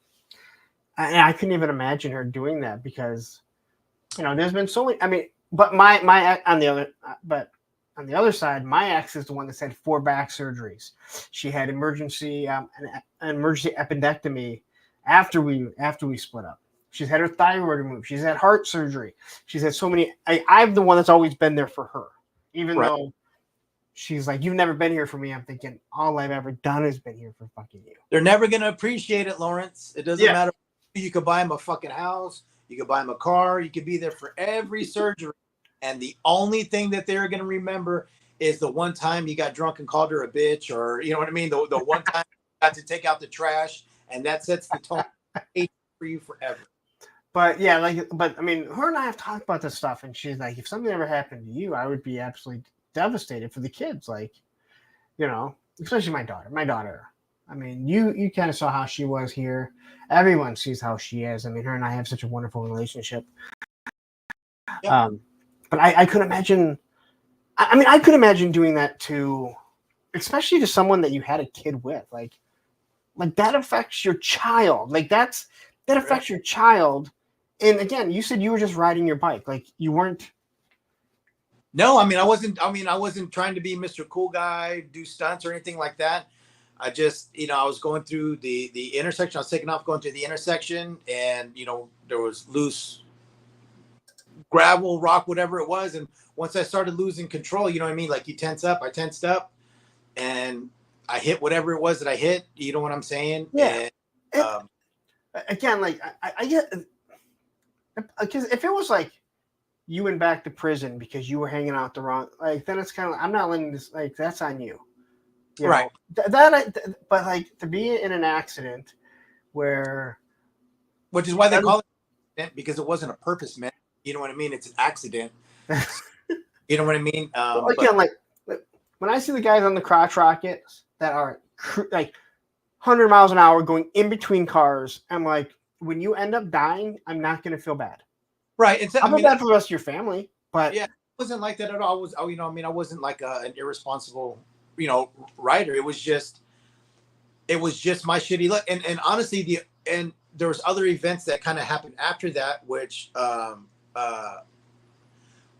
of led to me not being able to have a full recovery. One, I immediately had to start watching my kid again. So when I was in the hospital the first day, and they tried to take the boot off, and they had to cut it off, and then I had to have all the surgeries and all that kind of stuff. The nurse told me, they're like, you're going to be here for at least 6 months. You're going to have to learn how to walk again. Holy shit, right? So I'm like, I got to be in here for 6 months. Who's going to pay my mortgage? Who's going to watch my kid? Who's going to, pay my car note? Who's going to, blah, blah, blah, blah, blah. How's all this shit going to happen? And then, I started talking to her, and she's like, fuck this. You did that to yourself. I'm not dealing with any of it. You know what I mean? Figure it out. So they end up releasing me 2 days later, and because it was during COVID. And so the hospital, they send whatever it is, the counselor, for, whatever it is, you get out and all that kind of stuff. And they're like, hey, well, you're going to be released tomorrow. And the nurse was like, you can't release him tomorrow. He just had surgery. And they're like, well, we can't have anybody in this hospital because of COVID. We're overfilled with COVID and all this shit. And the nurse was like, there isn't anybody on this fucking floor. There's nobody on this floor. He's the only one here. And they're like, well, he's got to go. And so, they allowed me to stay one more day. So I was there 2 days because they were just going to release me the next day. And wow. The nurse managed to buy me one more day, and then they released me. And so I stayed at my parents' house because I was all banged up. Like I said, I hit my head, my neck, my back. My back is still fucked up here. The nerve damage, and then my ribs were bruised. My other foot was bruised from where because I was wearing like steel toe, riding boots. So where the steel toe had pressed into the foot, yeah. So all of that was bruised. So I was in shit shape. I had road rash on my face. I was all fucked up. And so I had to go to my parents' house and I was there for 2 weeks. And after 2 weeks, I was like, fuck this. I need to go home. You know what I mean? I had my dog, which was staying with me at my parents' house. But I couldn't do anything. I couldn't bathe myself. I couldn't make myself food or any of that shit. And so I was like, you know what? I just need to go home because I couldn't take it in my parents' house anymore because, they're old. So it's constantly 80 degrees. So you're constantly on the cusp of being too hot. One's watching Jeopardy over here. One's watching Gunsmoke over here. And they're fucking, you know what I mean? And just being bickering old parents. And I was just like, I just need to get home, and I'll be better if I can just lay on the couch by myself. So then after 2 weeks, I went home, and then I mean, I immediately had to start watching him my normal schedule. So while I was going through all of that, all the recuperation, I had my 3-year-old with me the whole, practically the whole time. A So 3 year again. That's even worse because again, if something like that happened to me now, my daughter's 15, my son's 18. Like they can do for themselves. A 3-year-old, like you said, like that's what I say. Like three. I mean, again, kids are for young people, but this one I'm talking. Like a 3-year-old doesn't know. He doesn't know when he. I'm assuming when he's I'm assuming he probably hit that leg numerous times and didn't even realize it. oh yeah, because they put And that. you can't yell at them because they don't understand. Yeah. I mean, because I had that X, so they drilled a rod through my heel, and then that went up to post, and then there's 2 rods that went into the front of my shin that connected to. So it was like a triangular frame around my foot. So you had all of these rods sticking out of it, that were drilled into my bones. And he'd be playing around, and he'd kick it or trip over it, or he'd hit it. He'd drop his toys on it or whatever, and you just had to kind of he'd want to run around and play, so I'd have to chase him while I was on my crutches with my leg all fucked up. I tried to make it to where I was still as interactive with him as I could be, you know what I mean? And there were some times where I was like, baby boy, daddy just needs to lay down right now. And he'd be like, come on, dad, whatever, I mean, he would want to play or watch TV or whatever. And, you would just have to kind of, bite the bullet. So, I mean, I couldn't take any pain medication, and they didn't really give me any pain medication. So, I mean, because there's no way I could take any of that stuff and still be able to watch my son. You know what I mean? How much do you grind down your teeth from when you accidentally hit it and you're just like, "Argh." Oh, I mean, you're going to scream and yell, it'd be like one of those old, yeah, but you had to be like just clenching your teeth, like grinding them. Because it was like I was like a Barf when he drops the statue on his foot. You know what I'm saying? On baseballs when it was like that. And I told you my ex, she's had 4 back surgeries, and the second one, it was an awful ordeal, and she's left with permanent numbness down her leg. Yeah. And she goes, like when your foot falls asleep, like that's how my leg feels all the time. Yeah. So like you could hit her leg and it's fine, but when the kids would graze it, she said that's when it's the worst. Like when it gets hit, it's not that big of a deal because it's numb. Like she knows that something gets hit, but when it gets grazed, that's when it would just kind of. She says it just radiates through her whole body. So it's weird that the way the nerves work with the level of sensitivity like that, and that's how like the way my leg feels now is like so the way my ankle feels now, it feels like you have like the worst sprained ankle that you've ever had, and then you went to go take a shit and you stayed on there for 25 minutes and your leg's asleep. So I have the feeling of like the pins and needles, the tingling and all that kind of stuff. Like the worst sprained ankle. That's how like from, like I said, about halfway chin down to my foot how it feels. So as a skateboarder who's sprained my ankle numerous times, and the guy who has sat on the pot and took shits for a long time, you probably explained it better than anyone ever could have. I know exactly that feeling. Yeah, that feels like. Dude, that's awful. I mean, I feel even worse just for the whole fucking. I mean, ex deals with it. Like, but if it wasn't for that, you know what I'm saying? If it wasn't for that accident, I wouldn't be here right now because I wouldn't have gotten as deep into customizing as I did, because that's what I did to pass the time when my son was either at daycare or he was asleep at night, or his mom had him. And what's up, Ray Black? And so if it wasn't for that, Gun Bunny Customs and all that shit wouldn't even exist. Okay, so let's get into that. So now, when did you really start getting into classified? And after you got into that, how long before you started doing your customizing work? Now, I'm assuming you're an artist because you do tattoos. Right, yeah. You can't really be like a shitty artist and do tattoos. I guess you can. I've seen some tattoos, so I guess that's not to be a decent to good tattoo artists, you have to be a pretty good artist, I would assume. Right. So yeah, I mean, so I've been an artist for a long time. You know what I mean? I've done painting and drawings. When, like I said, when I was 15 and I got into like model building and stuff, I got into and I was really into like the low riding and stuff like that at the time. I was amazed by these crazy panel paint jobs with all the pinstriping and all the flake and all the patterns and all that kind of stuff. And so I wanted to learn how to do that.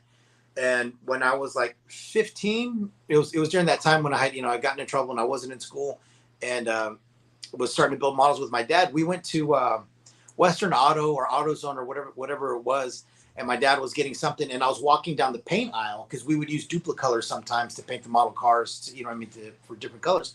And at the end of that aisle, there was this, how they would have like shit hanging off of the end, and had a cup, and it had these weird brushes in it that had these really tiny handles and these really long like bristles, these really long brushes. And I asked my dad, I said, what are those? And he goes, those are old pinstriping brushes. And they were super cheap, man. They weren't like Max or Kafka's or anything like that. That's like super quality, like, pinstriping stuff. These were like cheap $1, $1.99, shit ones. And he goes, do you want one? And so I said, yeah, because there was like a buck or two. So he bought me one, and I went home and I just tried to start figuring out how to use it. And so I used Testor's enamel, the little square, glass, paints. And I used that as, when I didn't know anything about one shot, Alpha 6 didn't exist. I didn't know anything about Ronin. I didn't know anything about anything about it. All I knew was that I thought this brush was cool and it was going to allow me to emulate what I'd seen like in the magazines and all that kind of stuff. And so I just started, my alarm clock, my door jamb, my closet door, whatever, I was just, trying to figure out the patterns. And then I went to, there used to be a hobby store here in San Antonio. It's closed now, but it was inside of an old radiator shop. It was called Small World Hobbies. And it was inside of this old radiator shop. And the old man that owned it used to be a big complex, but they had been slowly tearing that building down. So it used to be they used to do paint and body. They used to do, record the radiators and all that kind of shit. And he had all kinds of stuff in there, but he was an avid model collector, model builder. So he had his own toy store and model store inside of that. So we started going there to look for models because he would have like old out of production models and he'd have old toys, and his lobby was filled with old toys, like old like pop metal soldiers from like like World War I and stuff like that, the original ones from like the 20s and 30s. He had a huge collection. He was much older man. Well, they had like a paint section, and I was looking at the paint section, and I was talking to the guy, and I was telling him I was trying to pinstripe and all that stuff, and if he had any suggestions. And he was the only guy that ever gave me a suggestion. He goes, if you really want to learn, he goes, go get yourself a piece of glass. He goes, draw whatever it is you want to paint, put the glass over it, do the best you can. Once the paint dries, scrape it off. Teach yourself. You know what I mean? I mean, that's how it was, back then. So that's what I did. I found some like a little bit of broken glass that was in the garage, and I would just try different things. And so then I started airbrushing, and I started figuring out how to lay the different patterns. And then that just kind of, everything just started snowballing. And then when I was going to that night school in high school, there's a hobby store here called Hobbytown USA, and I started working there. They offered me a job there because I would go there to buy, stuff for the models, and they saw the models that I was doing, and because you could go, and they had a display case where customers could go and display their stuff. And so the manager's like, hey, would you want to come work here and be the model guy? So I was like, yeah. So I started working there. So when I started working there, I learned how to airbrush. I learned how to paint model cars on a higher level. I learned how to paint like remote control cars where you got to paint in reverse because it's Lexan and you paint them on the inside.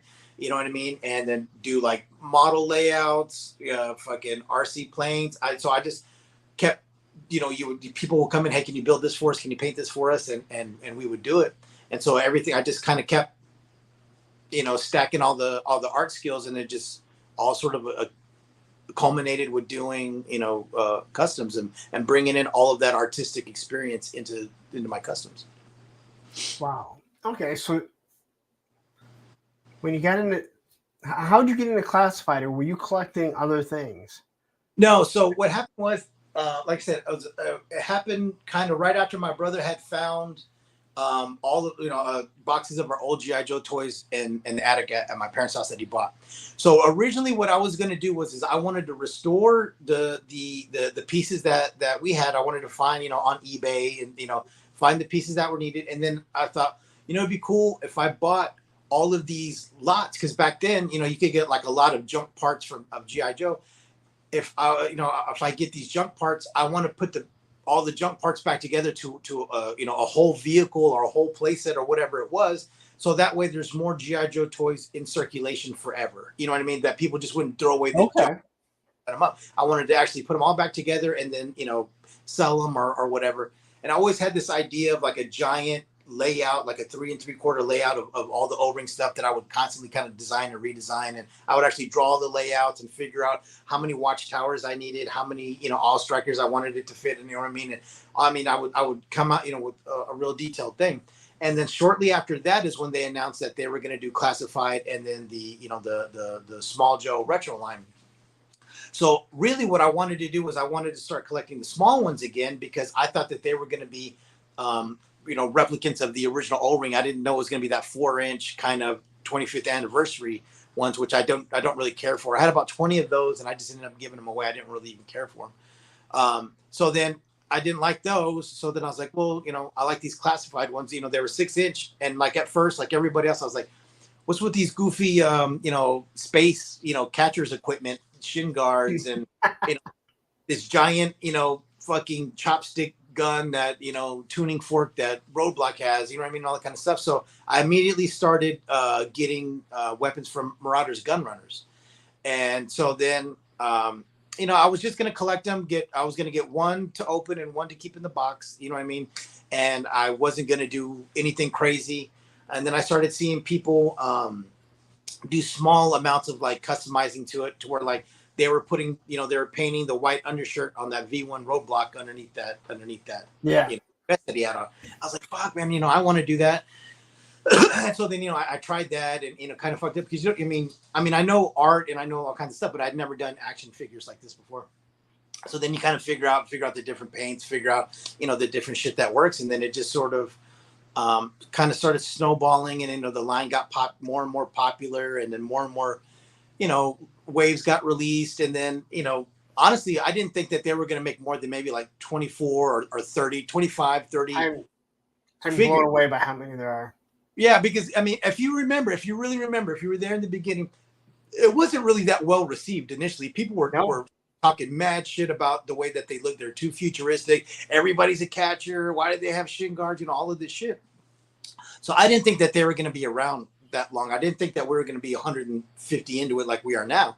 So then that's when everybody was doing like character customs, where they were taking the base that they had of, you had the Snake Eyes body, you had the Duke body, and you had the Gung Ho body, you know what I mean? And from that, you had to create whatever else, you know what I mean? And, a lot of guys supplemented that with Star Wars stuff, with Marvel Legends stuff, or whatever it was. But I wanted my customs to look like they were a part of that line, because I thought, well, I'm going to get the ones that they release, the ones that they don't release that I make. I don't want them to look so absolutely different or out of canon or out of, just aesthetically look that far apart that you would be able to tell, oh, that's a custom. This guy put this shit together in his house. I wanted it to look like, it was all match.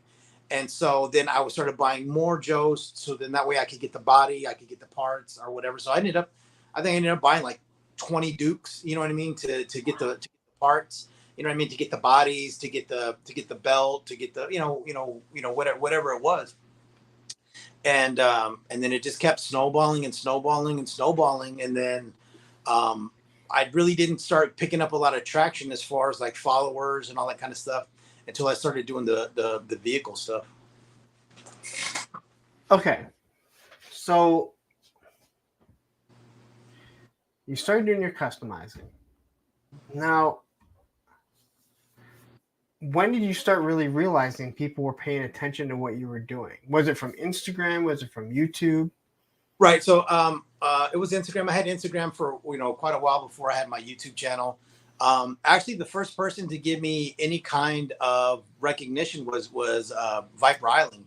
He featured, I believe it was my my V2 Hawk custom, and he used to have like a weekly or monthly custom contest where, you know what I mean, where he would. Oh, I remember. Yeah. So that was he was the first one to actually, you know, as far as like a toy tuber or Joe tuber, kind of recognize my work. And then I did that the maroon Cobra Buzz Lightyear jet after I'd watched the Iron Kin video, and then Iron Kin. Oh wait, we're not allowed to mention his name on this channel. Oh wait, I'm not allowed to. Sorry.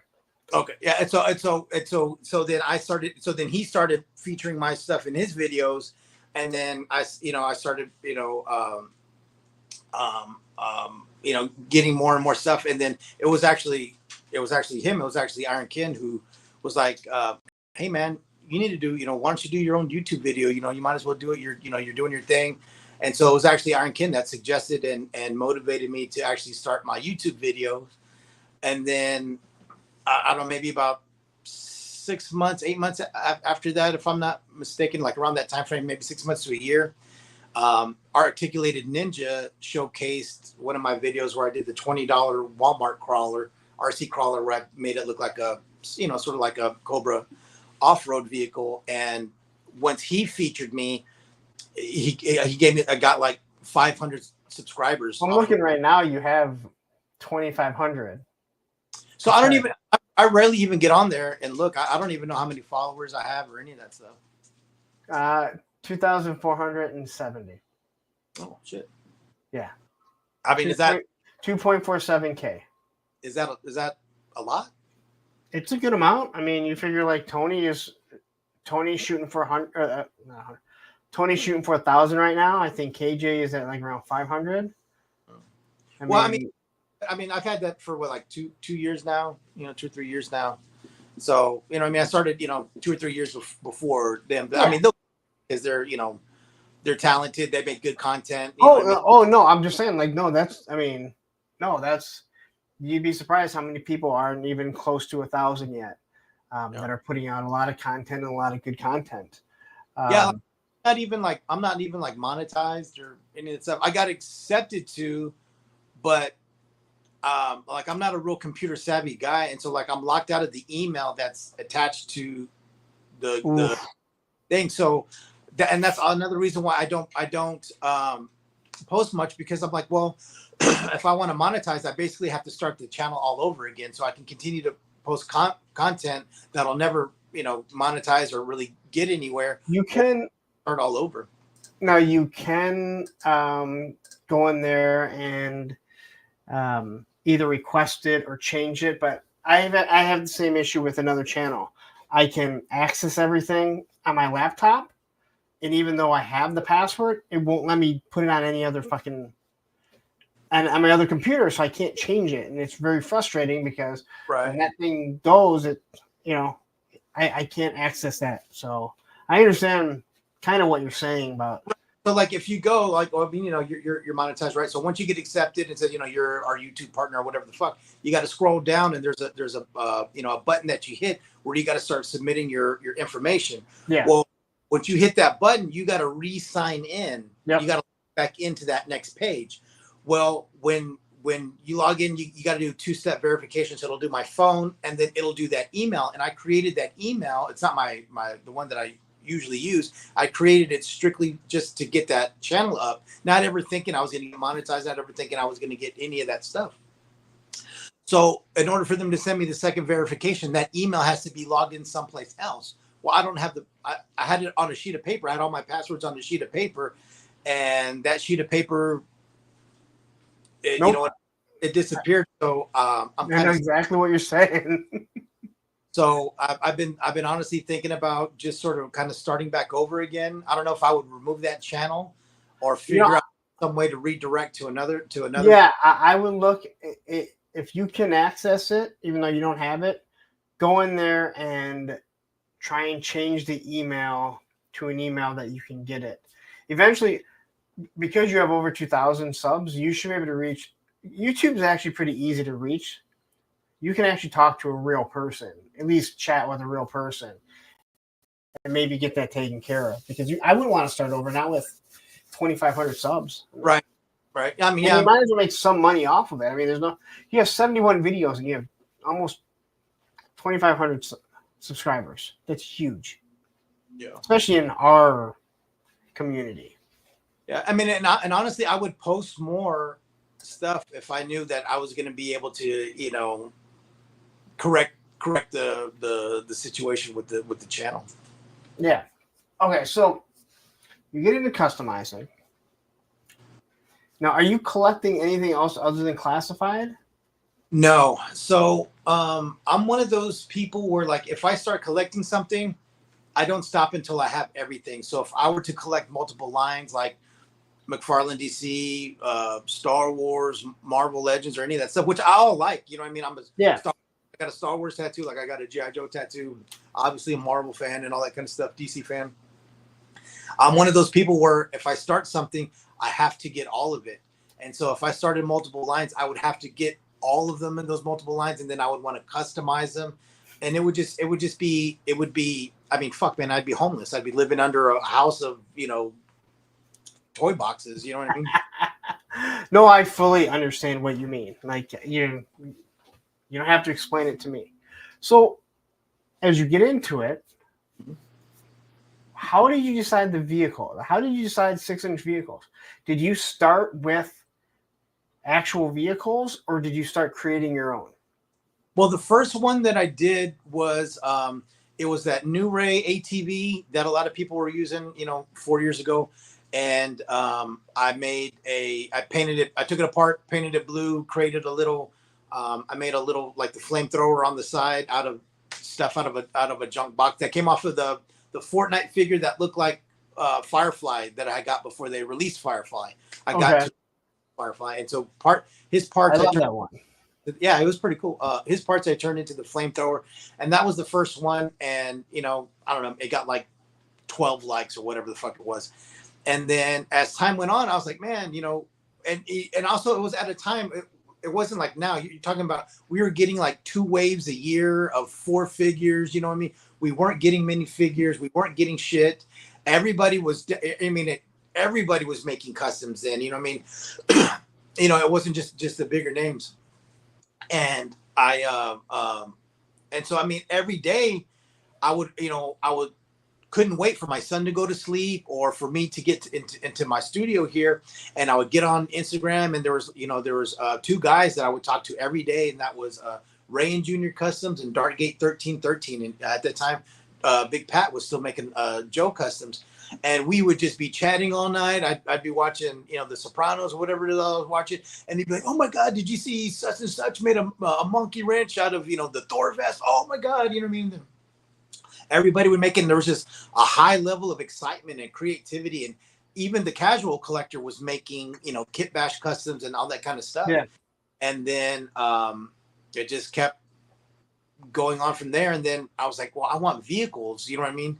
Because I got to the point where I was like, well, if I'm going to be this deep into it, I want the collection that I wanted as a kid, where I had a army of Cobra troopers. You know, I had all of the, you know what I mean? And I wanted to collect it at the level that I wanted it as a kid, that I envisioned me having as a kid. You know, these big wars, these big layouts, these big convoys of Cobra vehicles and all that kind of stuff.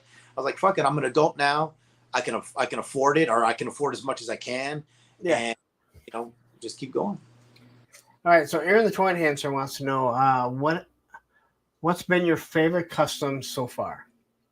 So if it's a figure, it is my V1 rock and roll that I made pretty early on. And the reason for that being my favorite figure is V1 rock and roll was my first figure and my favorite figure. And so I made one out of a Duke body. If it's vehicle, I would say it's my APC. And the reason the reason the APC is because that one took the absolute most amount of work. I'm looking at it I'm looking at the thumbnail right now, and it looks amazing. Thank you. So a Toy Kind of Mood wants to know, can you make it to Joe Fest next year? He's probably trying to replace me with you. So he's He's starting early to find out who he can replace me with. I honestly, I would love to. That's something that I was actually thinking about doing. I would like to take my son with me and take him, to go. So that's something that me personally, I would really like to do, and would like to make the proper arrangements and preparations for that. $750 right now to rent to get a king size bed in the hotel for 4 days. That's not bad. No, and that's the deal that they have. So, but no, it's no, I just did it yesterday. So, Oh, so yeah, yeah. so go reserve the room right now because they don't take anything. So if you don't make it, you just cancel it and. Oh, right. I might do that. Yeah. So Yeah. right now, I'm going through a custody battle with my son's mom. I'm trying to get sole custody of my son, and so a lot of my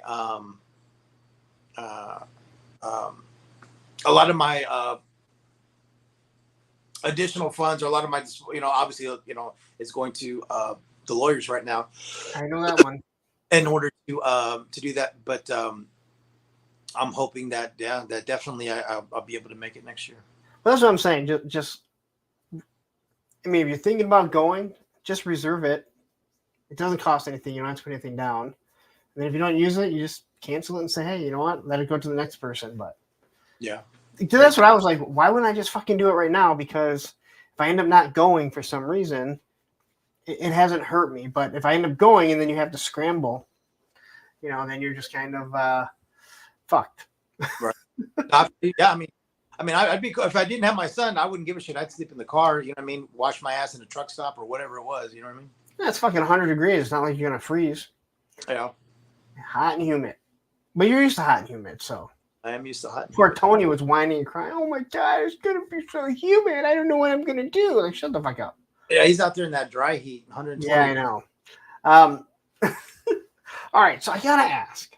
Yeah. So they gave us a couple vehicles before the His Tank. Right. That I don't think anyone really gave two shits about. I think the Ram cycle is pretty good. The Coil was awful. It's by far the worst vehicle they've made. Yeah. Now you took apart a His Tank. I did. So what? I've taken apart the vehicle they've released. But the His Tank. Oh, but you had to be. How many His Tanks did you buy? About 3. Okay. So you must have had in your mind when you were ordering it that I'm going to take one apart. Right. I specifically ordered one to take apart. So I ordered 3, one to keep in a box, one to display stock, and then one to customize. So what made you just say, hey, you know what? I'm going to order, because it's not like ordering a vamp or getting a Stinger right now where it's readily available. Right. You had to be looking ahead a year and a half. What made you think that this is a smart investment? I guess because I don't look at it as an investment. Because to me, it's like I guess okay. What made it as a smart investment to want to customize and obviously show off to people? That's because that's a huge financial. It's a financial. I don't want to say burden, but it is a financial commitment to know that you're going to take something apart. To show off, hey, this is how you take it apart. Because you didn't take it apart. You showed everyone how to take it apart. Correct. Well, I mean, the way I saw it was like, yeah, it was $300, but it's in the end, it's just a fucking toy. And who else? Well, I don't know, man. It's like I want my collection to be as cool as it can be for myself. Yeah. And so I wanted a custom His Tank one way or another. I didn't care if I damaged that His Tank and I had to figure out how to fix it, or if I fucked up the electronics. I didn't care because I wanted something cool for myself. And if you really look at it, I took it apart the day that I got it, or the next day, and filmed it, and didn't touch it for 7 months.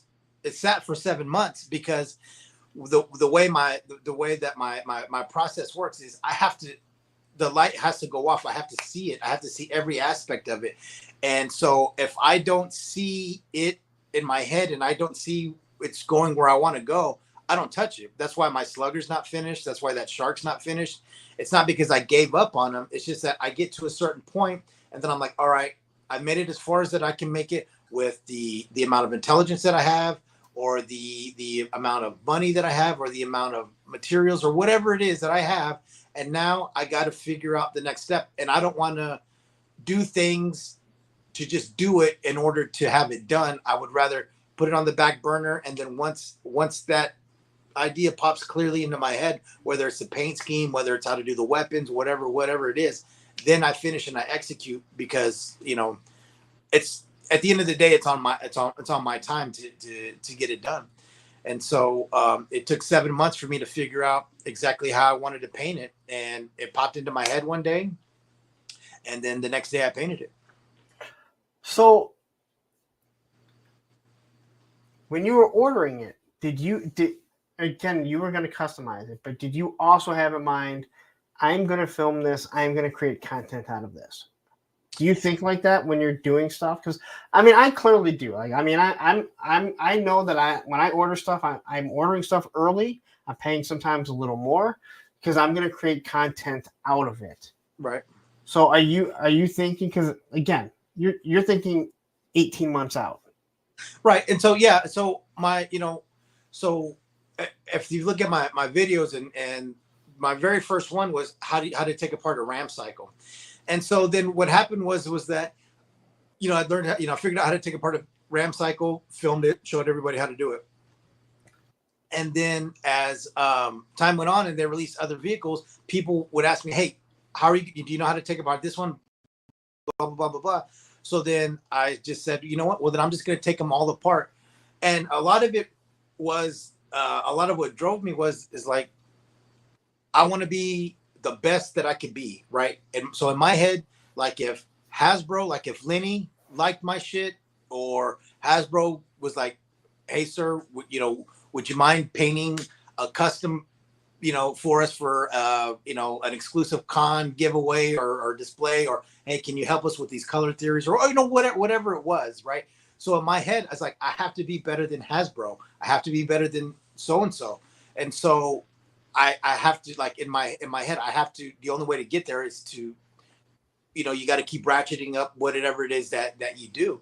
And so I want to be better than Hasbro, you know what I mean? As far as like painting and all that kind of stuff, not like in a, duke it out with Hasbro. No, I get that. Them as like sort of the litmus test, right?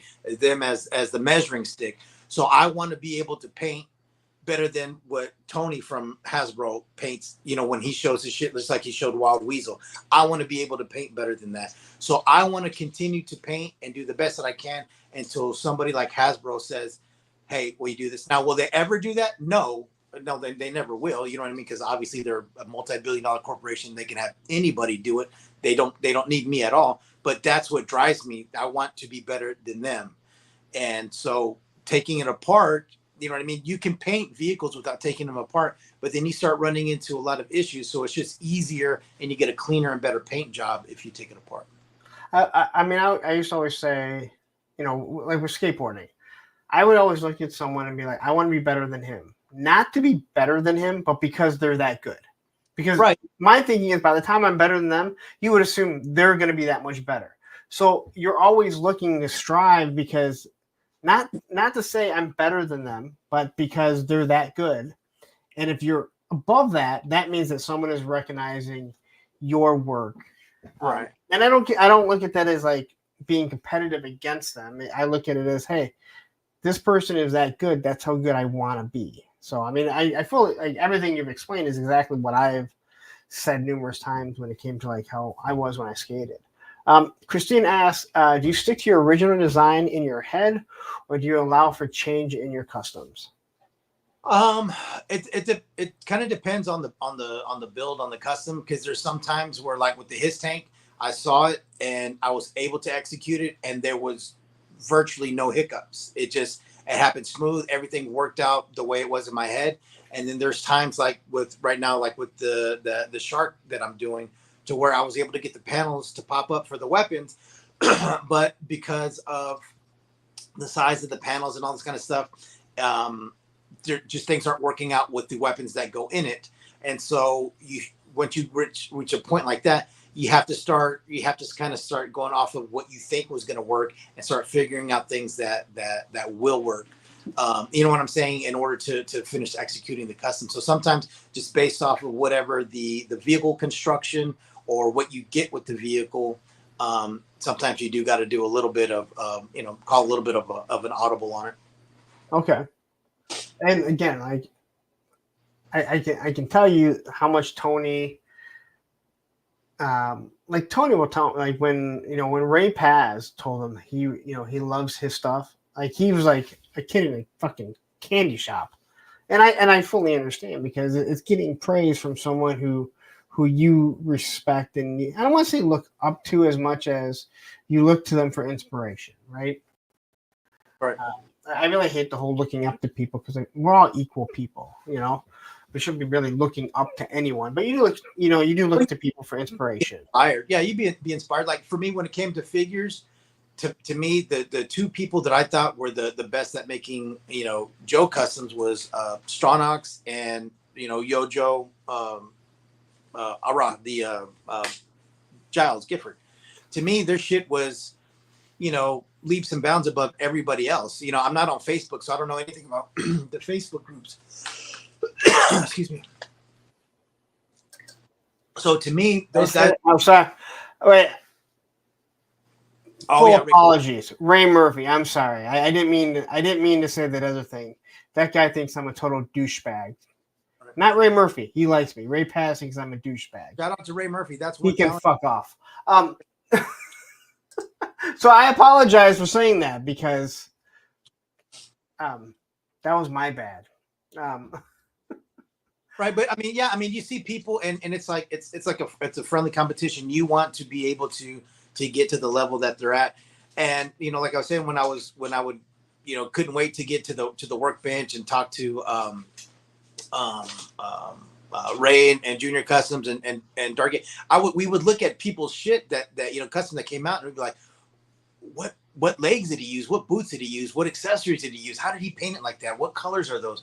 And you just start picking them apart and you just start kind of dissecting things. You're like, oh, okay. And then you start picking things up and you slowly bring yourself up to their level. Now, like you said, as you're gaining, in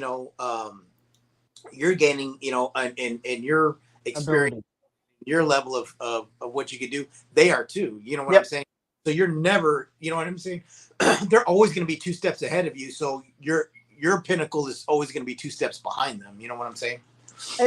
I used to say that like the best that I got at skating was when I started skateboarding with people that were better than me, who weren't dicks. Like they wanted you to get better.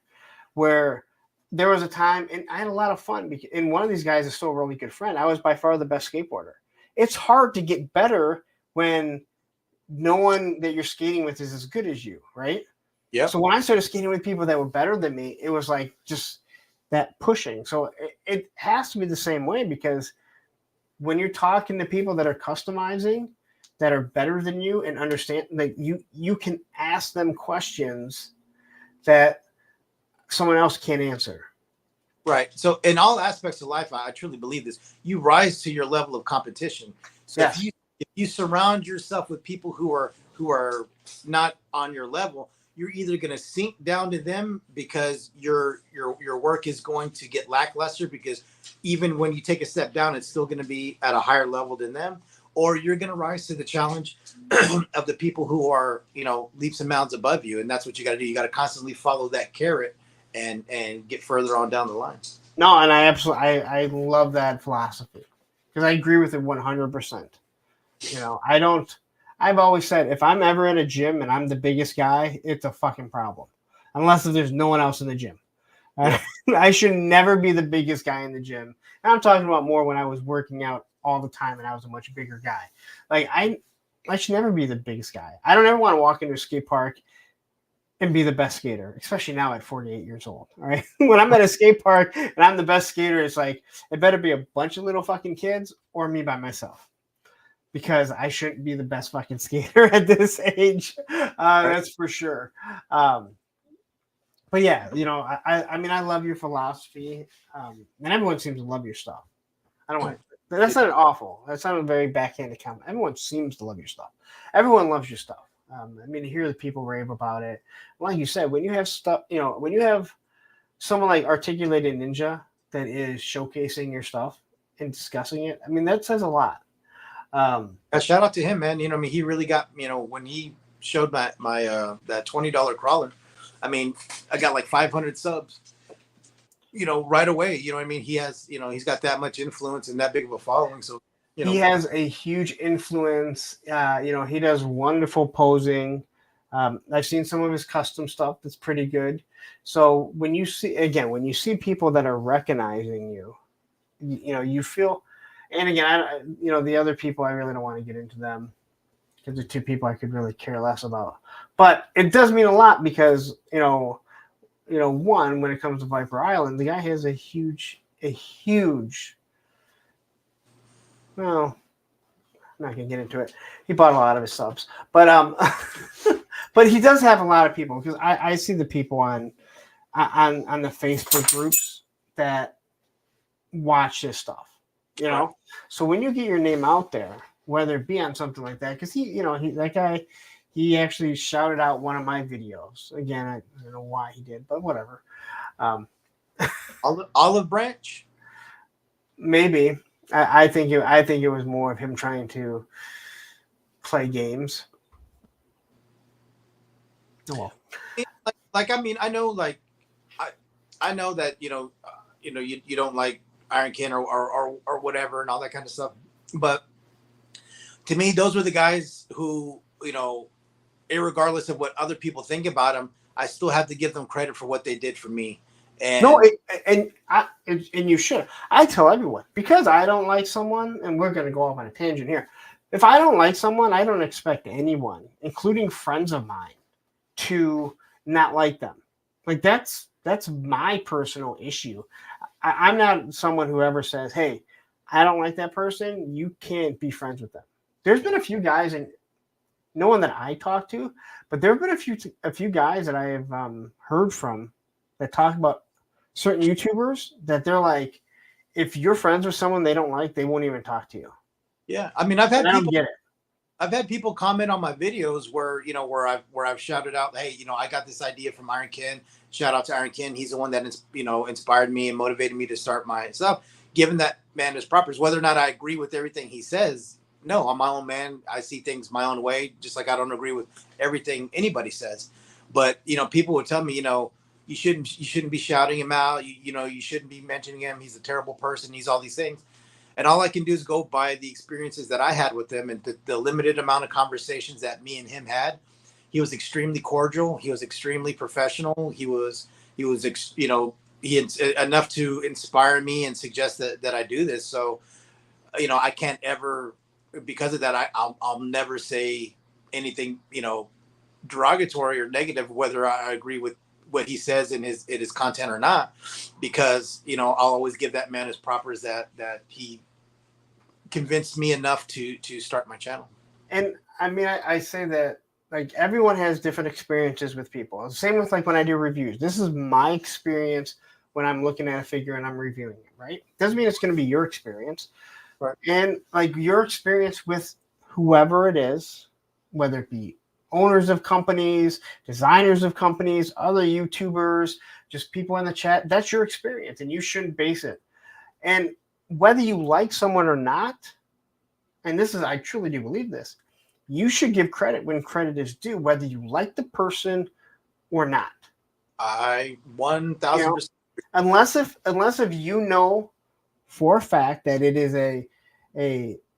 is for specific reasons, or there's something behind it that they don't deserve the credit, then that's one thing. But, and that's where a lot of the issues with people when they watch me, when I talk anything about Valiverse, they know I'm not a fan of the owner. But that's not how I'm reviewing a figure. I'm not reviewing one of his figures looking at him. No, this is how he designed the figures. He makes pretty damn good figures. I said that over and over. Yeah, I have a real amazing ability to separate personal from professional. Right. Almost to a point that there's probably a reason why I've been single for 8 fucking years, over 8, almost 9 fucking years now.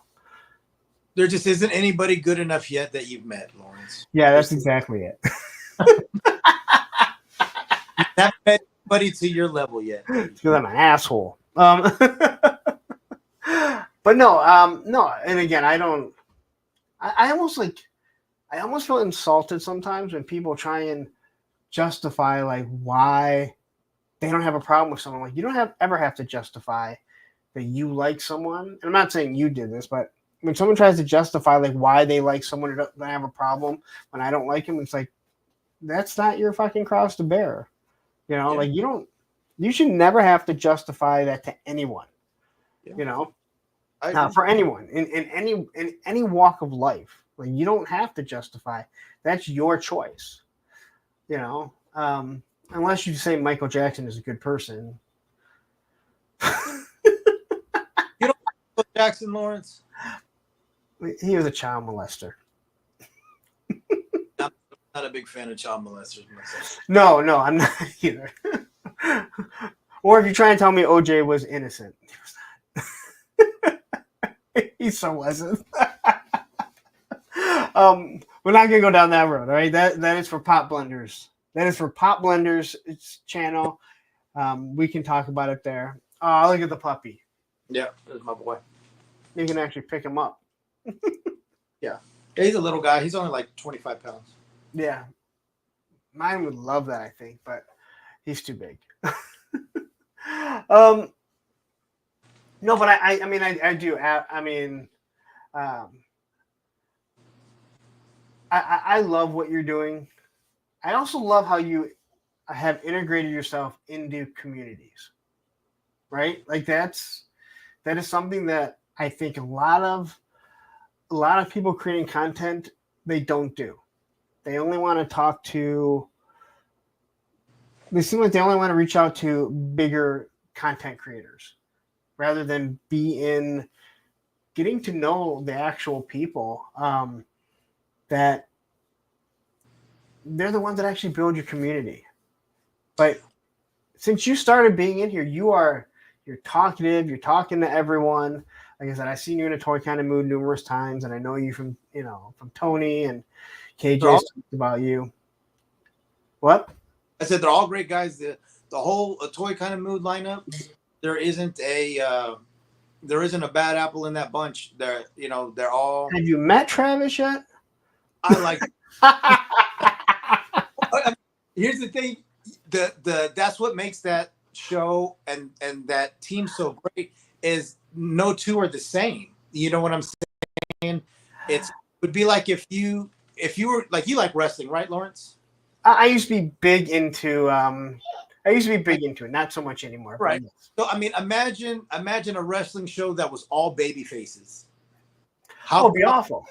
Right. You need that heel, you need that Bobby Heenan, you need that classy Freddie Blassie. You need that, that different dynamic that, you know what I mean, in there when you have personalities. And that's why I like that show so much. I have said many times, I love who I am. I like who I am. But if every person in this world was like me, this world would not be real great. Because you don't want people to be like, don't want a bunch of sheep, right? You want to constantly evolve and meet different people and have people have a different opinion than you because it makes you think outside the box of what your little world is. You need to go outside. Go see the girl. Go see the girl. Go see the girl. Hold on, I gotta yell. Because you can't hear the barking, obviously.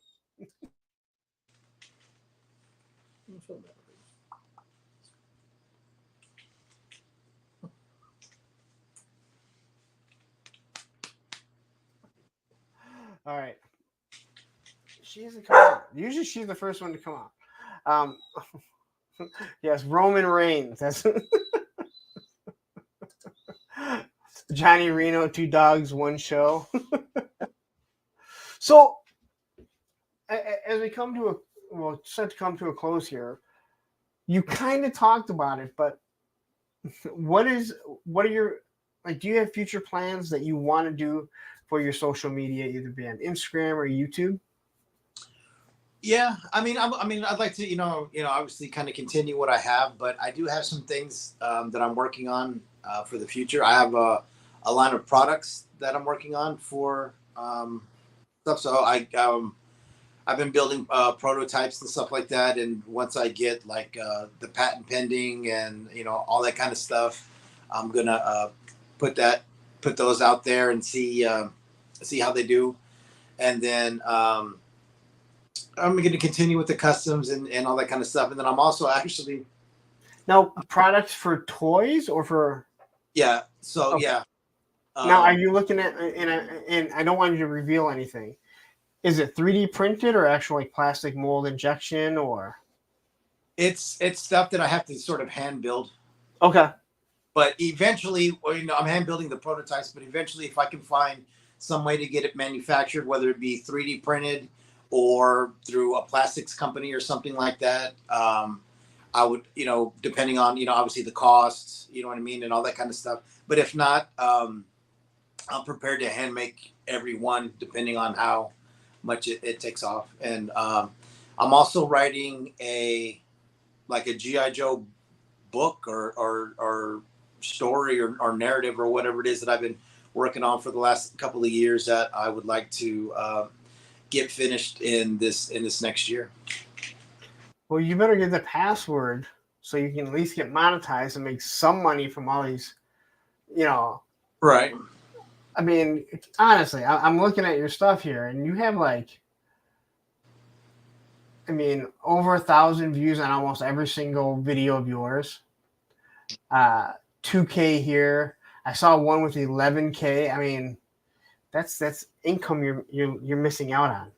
Right. And honestly, when I started, I never started with the intention of getting money. I never thought it was going to get to this point where, I built a room onto my house to accommodate the G.I. Joe collection and the customizing. I have a YouTube channel. I have products that I'm trying to make prototypes of to get made.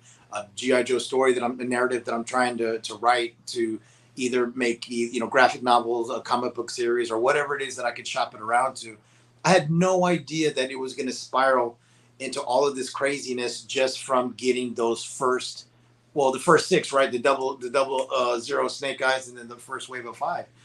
I never thought it was ever going to amount more than to me just getting one of each, or one to keep in the box and the one to display. I had no intention of it becoming the way it is. So as I go through, I don't go through with the with the thought of like, oh, I need to monetize this or whatever. It was just, I wanted to put cool content out, and it was just, a lot of it was just people asking, hey, can you show how to do this? Can you figure this out and show us how to do this? And I was like, all right, well, let me buy an extra one and let me see what I could do. And then as you go through them, you figure out that whoever designs those toys and the way that they connect and the way that they're put together and the way that things sort of overlap for rigidity or structural strength and all that kind of stuff, it's the same trick over and over, you know what I mean, because it's coming from the same designers. It has to be manufactured and processed a certain way and all that kind of stuff. So then you start figuring out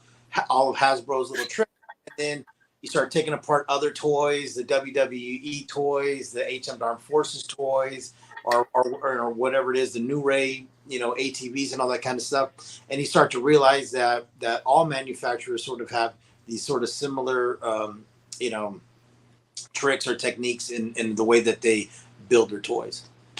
No, and I think what you said, like, I can tell you when I started doing G.I. Joe reviews, God forbid, God bless anyone that wants to go back and watch my original ones. I say this all the time. I was just reviewing. I had the O-rings, so I compared them. I knew nothing about the toy industry. It was a road that I ended up going down. I never thought about doing anything to get monetized. I was just reviewing because I had the O-rings and I didn't see anyone doing it. And I wanted to see hey, I'm going to show this off to people.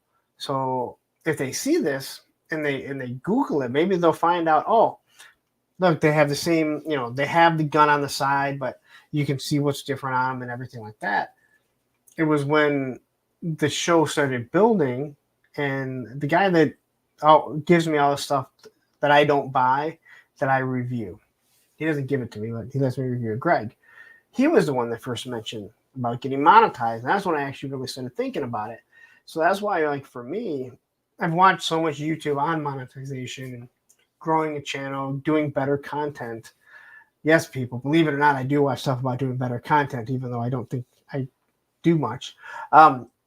That's why I'll reach out to anyone like, hey, I know you probably don't think that you're going to want to do this, but just kind of keep this in mind. Like, if you're going to use a song, if you're going to use a song, you may want to cut it down, because if you do get monetized, that's going to have a little $ with a red X through it that shows you can't get monetized.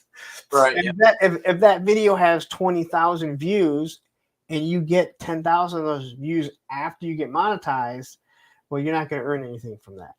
And you might as well earn something, because it's your product. You're creating it.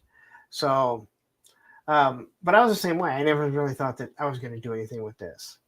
And I feel like it seems like you kind of felt the exact same way. Like, yeah, I mean, there was a reason why it took a long time before I would even like show my face or really, give my name after I changed it, because to me, this was my private personal obsession. This was my private getaway time from the stress of dealing with life, with dealing with work, bills, my son's mom, my injuries and all that kind of stuff. And this was my private escape, and I didn't create it with the intentions of really sharing it with anybody, to what it's become. You know what I mean? This was just supposed to be the same thing that I'd always done, where I collected it to where I got them all, or I got sick of it and moved on to something else. You know what I mean? I had no more intention than that. yeah. But like not anything, but most things, like, things evolve over time. I mean, and that's what I just try and tell people when I don't care about getting monetized. I'm like, maybe you never want to, but just think, hey, maybe someday I will be, because I thought the same way as you. I'm just going to throw content up there. I'm going to throw me skateboarding, me working out, and then you don't ever see that shit, because this has become a brand of my channel. This channel has become my brand when it comes to toys. That you see very little skateboarding on there. You have to go search for it now, or someone's like, "Hey, I want to see you do this," and I spend like half an hour trying to land a kickflip. I think once a creator kind of finds his niche, once he kind of finds, he gets in where he fits in, kind of thing. You know what I mean? Like you have your niche now. You have your path set. Yeah. View of how you know what I mean. It has to. You have to have that evolution to where you come to where you finally figure out what it is that you really want to do. And there's a lot of times where I don't want to do it. I don't want to film what I'm doing, not because I want to not show or not give out that information, but when you're in the middle of the creative process, and then you got to worry about, is the camera at the right angle? Is the lighting at the right angle? Can they hear me? Am I explaining this correctly? And at the same time, while you're trying to figure it out, and then you go through all that trouble and you create a video, and then, it doesn't happen in every video, but a lot of videos, you'll start getting like weird comments and stuff like that. They'll be like, well, show us how you really did it. It's like, well, how the fuck else do you think I did it? The paint came out of the spray can the same way it's going to come out of the spray can that you spray. You know what I mean? I can't, I can't show every single second. I can't show, everything. That's what I was going to earlier, is like a lot of what people miss is the experience part of just going out and doing it. And so sometimes having to film that process, having to edit it, having to go through Power Director, having to do all that stuff, that takes a lot of the a lot of the creative drive and energy that I had towards that project into now having to edit the video of it, and then deal with the questions and the answers, or the questions and the comments, and then, well, can you show it like this? Can you put your camera like this? Can you do this? And this is, it's like, well, shit, man. Now I don't even want to go back in there and work on this shit today, or finish this video series, because I had it all laid out the way that I wanted to do it, and now, you know what I mean. Now you're rethinking it.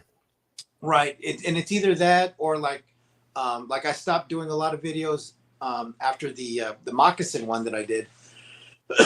And the reason was, I would put a video out on the my progress on the moccasin, and then all of a sudden I would get see all these posts on Instagram, because it's the same content and the algorithm brings it up. You know what I mean? Same hash stuff, and it's people just blatantly copying my stuff, and then sort of not giving credit where credit's due. Not that I would like, I need a hand job and a pat on the back or anything like that. You know what I mean? But hey, we all like a hand job every now and then. Well, yes, I mean, it's quite wonderful. But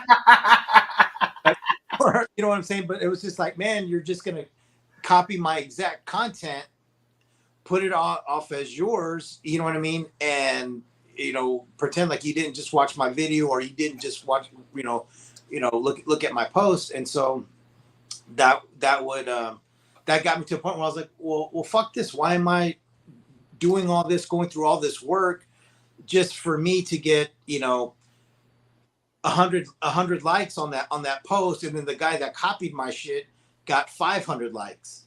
You know what I mean? When he didn't put in any of the creative effort or creative energy into figuring out how to actually do that. They just got, you know what I mean? And so like that pissed me off for a long time, to where, if you notice that between the water moccasin and whatever the next one was that I did after that, there was a good break there where I didn't do anything. I was still making customs for myself, and I would post the final product, but the actual process of how I was doing it and all that kind of stuff, I was like, nah, I'm not gonna, at the time I was like, I'm not gonna just keep giving all these other people free shit to copy without even saying, hey, I saw this video, or, shout out to him, he inspired me.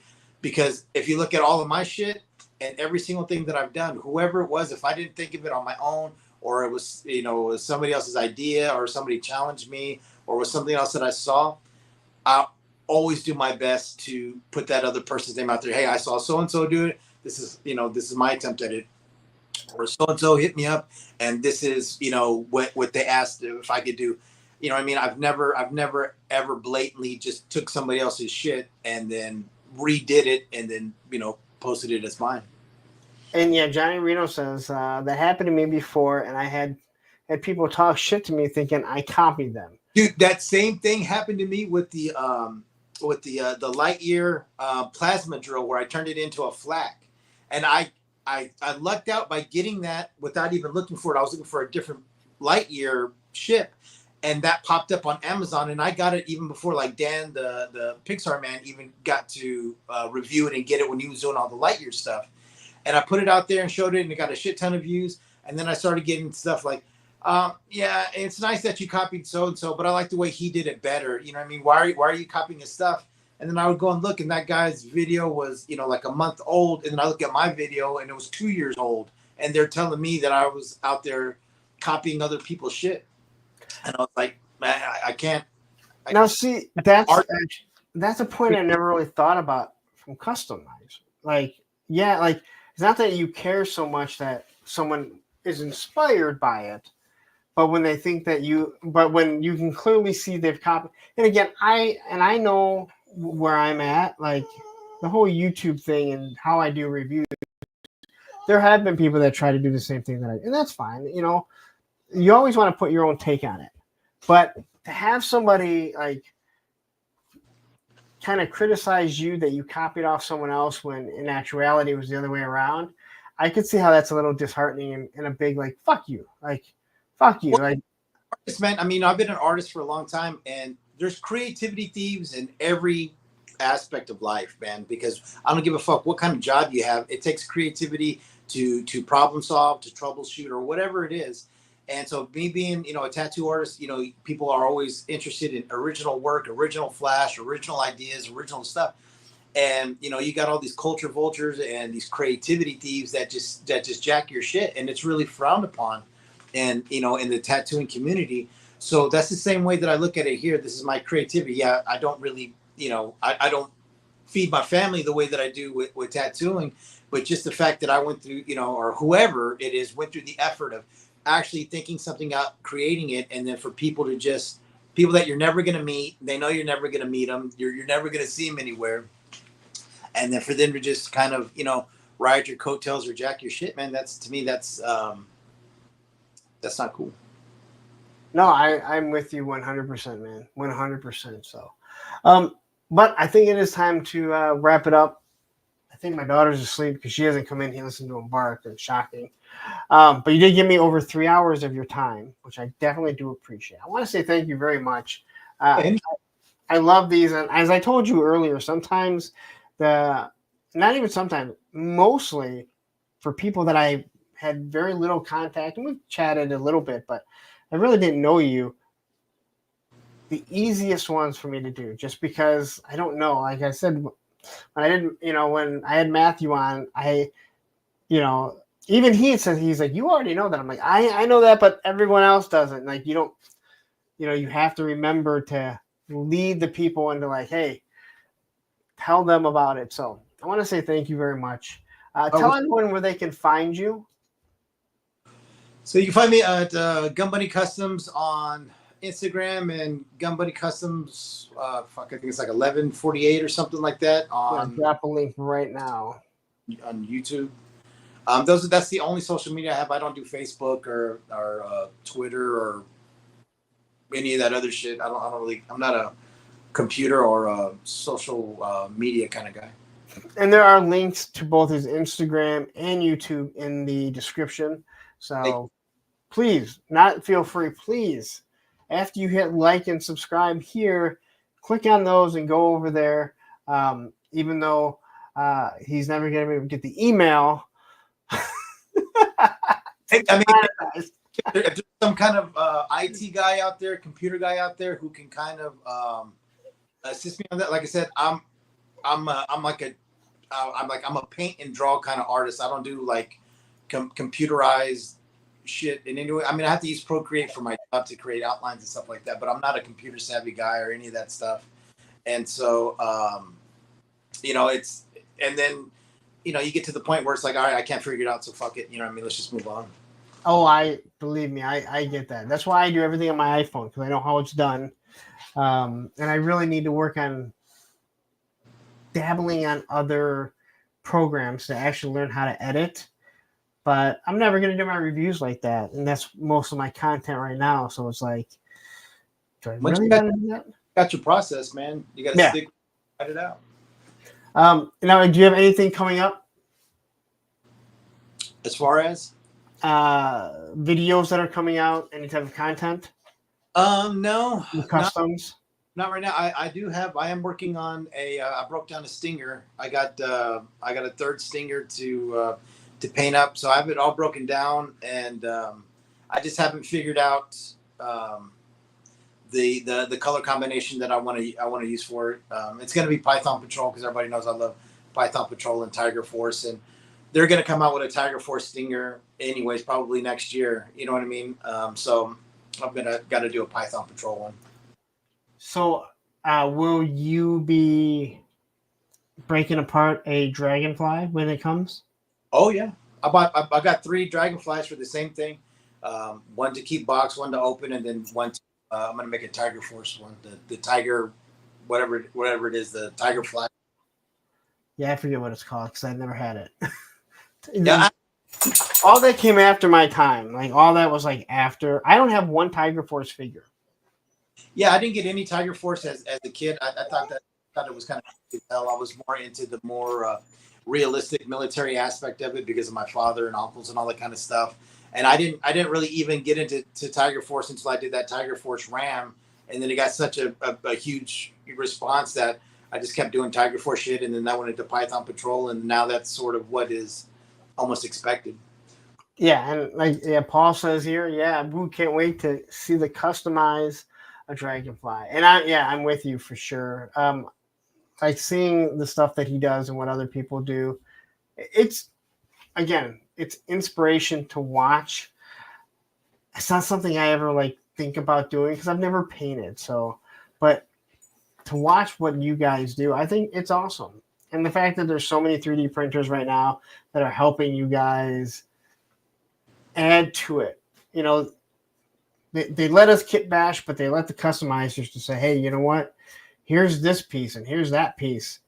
Now feel free to paint a little bit more and do a little bit more. A little bit of paint here, a little bit of paint there, doors, roofs, and shit like that. So Yeah, for sure. Like Model Misfit was the one who printed my twin 50 cal turret for the APC, and okay, Athanatos Unlimited he's the one that did the weapons for the moccasin.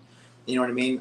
I've got not a lot, but I've got quite a little bit of gridiron stuff. I really love his stuff, and I love what he brings to the community, his positivity and experience and stuff like that, because he's been doing it for a while and stuff. So yeah, man, the 3D printer guys out there are killing it.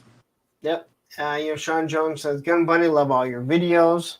Thank you, Mr. Jones. You can like mine too, Sean. It's all right. I won't be mad if you like mine too.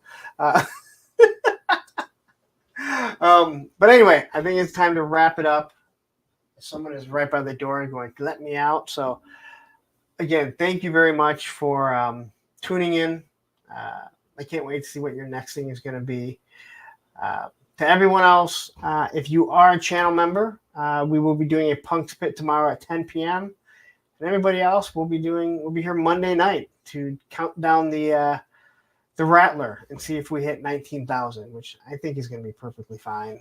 Yeah, they usually do a big chunk to the end to make it go over the. Oh yeah, they're less than like 3,000 away. So, or is it 2,000? I think that's six. I think they hit 17,000. So they're like 2,000 away. So it's just a mail-in show for me. That's the way I look at it. So anyway, thank you for joining me. I had a great time. And I will be seeing everyone later. Hope that you can join again. So, yep. All right, you guys have a great night.